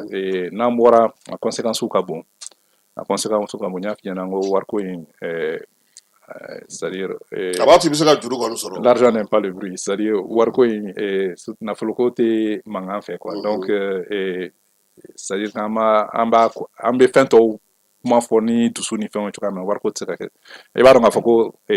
juillet kalo tile fɔlɔ an y'an ka san 1970 an y'an ka wari créé an ye mois traité an y'a signé mais an ma sɔn k'a ratifier an taara franc malien créé mais an y'a ɲini ka don an tilala ka san 5 kɔfɛ san 1967 décembre an y'a accord signé ngo tuguni k'an bɛ segin CFA la i b'a dɔn an seginna tuma jumɛn juillet kalo tile fɔlɔ san 1984 1er juillet 1962 1er juillet 1984 tubabuw u y'an bila kɔnɔli la 17 ans pour que k'a yira an na ko k'a fɔ ko u b'an puni parce que an bɔra an tilala ka na parce que u y'a yira an na voilà mais o tɛ problème ye min ye est ce que CFA in nafa jumɛn b'a k'an bolo n y'a f'i ɲɛna n ko dɔgɔkun tɛmɛnen mercredi tɛmɛnen don Mali taara juru ta suguba la UEMOA suguba nafolo suguba miliyari 44 dɔgɔkun nata Burkina bɛ taa suguba in na ka taa wari ta bon parce que jamana 8 de jɛlen bɛ nafolo kelen na n'o ye CFA ye jamana 8 de b'u ka wariw bila ɲɔgɔn kan jamana 8 de bɛ warisoba kelen na n'a bɛ fɔ a ma Banque centrale des États de l'Afrique de l'Ouest UEMOA fana b'o de kɔnɔna la donc n'an bɔra UEMOA la an bɛ bɔ BCEAO la an bɛ bɔ BOAD la an bɛ bɔ fɛn caman na jamana 8 ninnu jɛlen bɛ min na bon ne ma da la n'an sera o yɔrɔ ma fɔlɔ ayiwa komi i ko ko a ma fɔ communiqué la sɔrɔko ta na sira fɛ hali bi jamanakuntigi 5 olu tun bɛ américains ka masakɛ ale y'u bisimila sɔrɔko kuma tun b'a la lakanako kuma tun b'a la fɛn caman fɔra nka maa caman ko k'a y'u lamaloya bon est-ce que ni cɛ in est-ce que bon ne kɔni a ma bali ne na quoi a ma bali ne na parce que a ka ko kɛta jɔngo de bɛ kuma kura de mɛn mais a kɛcogo de ye nin ale tɛ protocole dɔn a tɛ étiquette dɔn fɛnw bɛ kɛ cogoya min ka d'a ye a b'o de kɛ hali na parce que a tɛ mɔgɔ ɲininka ayi a t'a baarakɛɲɔgɔnw ɲininka wa n'u ye fɛnw sɛbɛn ka d'a ma a t'a kalan o kɔni u bɛna u b'u sigi a kɛrɛfɛ n'a ye min fɔ a tɛ sɔsɔ fana a tɛ sɔsɔ a tɛ ɲininka a tɛ ɲɛfɔ a ye bon ni min y'a ci a kun na don min y'a ci a kun a b'o de kɛ a ka so a bɛ min kɛ a ka so a b'o de kɛ jamana kɔnɔ bon n'i y'a sigi hali k'a fɔ ko an ka jamana ɲɛmaaw sigira ale n'a ka baarakɛɲɔgɔnw aw tɛ kɛ o jamana ɲɛmaaw bɛ sigi u yɛrɛ dama de ni ɲɔgɔn cɛ et puis e bɛ n'i sigi i ka bureau la ka jamana ɲɛmaaw lajɔ o tɛ kɛ o a bɛɛ fɔra a ye bon peut-être que u sara n'an bɛ mun k'a fɔ a ɲɛna ale de b'a f'u ɲɛna a bɛ min kɛ mɔgɔ si tɛ proposition k'a ye fo n'a y'i ɲininka n'i y'a fɔ a ɲɛna n'a sɔnna o don mais k'a fɔ k'i bɛna fɔ a ɲɛna k'a bɛ kɛ ta de a bɛ kɛ ta a tɛ sɔn a ma mais ka taa Libéria ɲininka ko bɛ anglais mɛn kɔni yɔrɔ kɔni bi k'a fɔ jamana ɲɛmɔgɔ a tɛ Libéria yɔrɔ dɔn k'u k'u tɔgɔ fɔ mais n bɛ kuma kelen f'i ɲɛna européen ninnu u tɛ hali Europe ko ninnu dɔn u tɛ Europe jamana ninnu dɔn américain yɛrɛ wolo a tɛ tɛmɛ 10 kilomètres kan a wolola yɔrɔ min na Amérique kɔnɔna la n'olu ko nouvelle internationale n'u bɛ Californie i bɛ sɔrɔ ka mɛn Texas de ma ou bien yɔrɔ wɛrɛ parce que hali u t'u yɛrɛ ka jamana dɔn kuma tɛ diɲɛ ma donc a bɛ bali mɔgɔw la mais u ka culture c'est-à-dire et puis Amérique ye jamana kelen min bɛ diɲɛ kɔnɔ n'a bɛ se k'a yɛrɛ datugu n'a bɛ fɔ a ma ko Tarsi diɲɛ fɛn bɛɛ b'a bara c'est-à-dire fɛn fɛn bɛ diɲɛ tɔ kɔnɔ a bɛɛ b'ale bara a bɛ se k'a datugu k'a yɛrɛ mago ɲɛ bon donc u bɛ ten de bon fana u mago bɛrɛ tɛ diɲɛ tɔgɔ la parce que u tɛ mɔgɔ tɔw considérer hali u tɛ Europe considérer kuma tɛ farafin jamanaw ma mais et puis a ye nin min fɔ farafin jamanaw ma mandat fɔlɔ la i hakili bɔr'o quoi et puis a ye jamana ɲɛmaa 2 dɔrɔn de rencontrer a ka mandat fɔlɔ la n'a ye 5 rencontrer et puis a ye kuma dumanw fana fɔ a y'a ɲɛfɔ ko farafin jamanaw ko sɔrɔ bɛ se ka kɛ ko ni farafin jamanaw bɛna baara kɛ ne ɲɛna je pense que ça c'est le plus important c'est une avancée que maintenant a b'i intéressé la farafin jamanaw la sisan mais sisan an de b'an organiser parce que c'est un homme d'affaires donc an kana an bolo jan an bɛ na n'an bɛ sanni feere kɛ an b'a lajɛ min b'an nafa ani n'u bɛ se ka na ni min ye olu t'a sɔrɔ an man t'a sɔrɔ mais k'a fɔ ko mɔgɔw bɛna fɛn cɛ ka taa n'a ye ten bilen bon madame an tɛna s'o ma bilen. Ayiwa an ye dɔ kɛ baabu la min ye heure kelen kɔni an y'o sɔrɔ sa ni kuma kuncɛ kuma min b'i fɛ. Bon kuma kuncɛ kuma min bɛ ne fɛ diɲɛ ka gɛlɛn bi diɲɛ ka kalan fana an bɛ min ɲini basigi kan na fɛn mɔgɔw k'u tɛgɛ di ɲɔgɔn ma vraiment gɛlɛya minnu bɛ diɲɛ kɔnɔ ala ka ca ala ka caman bɔ a la jisuma bɔ gɛlɛya ninnu caman kan n'o ye kɛlɛ ta sira fɛ ani fɛ sɔrɔ ta sira vraiment an k'a lajɛ balo bɛ se ka nɔgɔya cogoya min na condition de vie bɛ yɛlɛma parce que fantanya bɛ ka yɛlɛ diɲɛ kɔnɔ de diɲɛ dugu bɛ compris ɲɛ faransi chiffre ye o don in na ko 30% de pauvreté en France. Bon, il y a au don aller d'une 7e puissance économique de donc avec la diɲɛ yɛrɛ de ka gɛlɛn bi donc n y'o de fɔ n ko lakana kɛlɛ ani sɔrɔ kɛlɛ olu bɛɛ de kan ka kɛ ɲɔgɔn fɛ voilà pour que jamanadenw u ka se ka fɛɛrɛ puis u ka se ka maa minnu ye dɔ fara an ka baarakɛlaw ka sara kan dɔ faral'o kan vraiment tɛgɛrɛ kan ka f'o la parce que ne ba kuma fɔla a mɛnna dɔ farala kan ka bɔ 80 na ka taa 90 ani dɔrɔmɛ 4 na kɛmɛ sara la o ye augmentation de ye 17 ni tila kɛmɛ sara bon a bɛna bɛn a sɔngɔ a wari a musaka bɛna bɛn miliyari 100 ani miliyari 4 de ma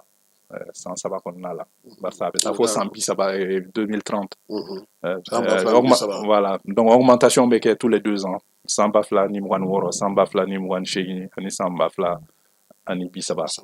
bon donc n'i y'o fana lajɛ san 2000 ni 23 fo san 2000 ni 25 min farala masse salariale kan n'o ye foroba baarakɛlaw ka sara ye budget miliyari 70 ani 7 bon donc o bɛɛ de bɛ kɛ la farisa kumaɲɔgɔnya de bɛ syndicat patronat ni jamana ɲɛmaaw cɛ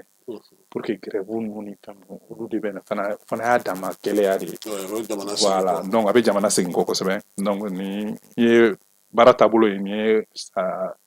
a babu fɔlɔw ye mais baara wɛrɛw kan ka kɛ secteur informel minnu bɛ baara kɛ fana kɛnyɛrɛyew ni sebɛrɛtiw ye n'u tɛ sara fana sɔrɔ dɛmɛ bɛ se ka k'olu fana ye kɔfɛ cogoya min na mais n y'a ɲɛfɔ cogoya min na jamana ka moyen limitelen don mais dɔɔni dɔɔni don mais je pense que an bɛ sira ɲuman kan o ta sira fɛ. Ayiwa an b'i fo i nali la an ka kɛnɛ kan bi sibiri dɔ in na min ye Falaye Keyita ni Keba Jalo olu fana tun bɛ yan Modibo Mawu Makalu ale de tun y'an ka bi maa welelen tilekan in na ka na kuma sɔrɔ ko kuma kan k'a bingali min kɛra ye ka se ka dɔ fɔ o kana kan min ye UEMOA jamanaw ye olu ka lajɛ dɔ fɔlɔ kan Trump ale n'an ka jamanakuntigiw ka ɲɔgɔn ye farafinna jamanakuntigi 5 ka bɛɛ lajɛlen fo ka bɛɛ lajɛlen waleɲuman dɔn n'Ala sɔnna ma sini nɛgɛ kanɲɛ 18 an nana ɲɔgɔn sɔrɔ yan an ka maa bisimila ta bɛna kɛ Alhaji Keyita ye ale de chargelen don affaire courantes la Faleya commune kɔnɔna na baara minnu kɛra a bolo ka sigili ni sisan cɛ n'a bɛna olu kuma kɛ min ye sanuko kuma ye uranium ko kuma fo ka taa se dugu yɛrɛ yiriwali ma an'u ye CESCOM minnu jɔ an bɛna olu bɛɛ lajɛlen fɔ sini nɛgɛ kanɲɛ 18 ka Modibo Mawu Makalu fo Keba Jalo Falaye Keyita a k'an bɛn sini. An ka ɲɔgɔn dɛmɛ ka binŋɛnikɛlaw ni maafalaw ni walijugu tigilamaw kɛlɛ a y'anw dɛmɛ an k'aw dɛmɛ ka binŋɛnikɛlaw ni maafalaw ni walijugu tigilamaw kɛlɛ n'a ye kunnafoni sɔrɔ binŋɛnikɛlaw ni maafalaw ni walijugu tigilamaw kan a ye nɛgɛjuru ci dɛmɛso la nɛgɛjuru sira fɛ wari tɛ sara min na 80 0 11 20 walima 80 0 11 22 walima 98 17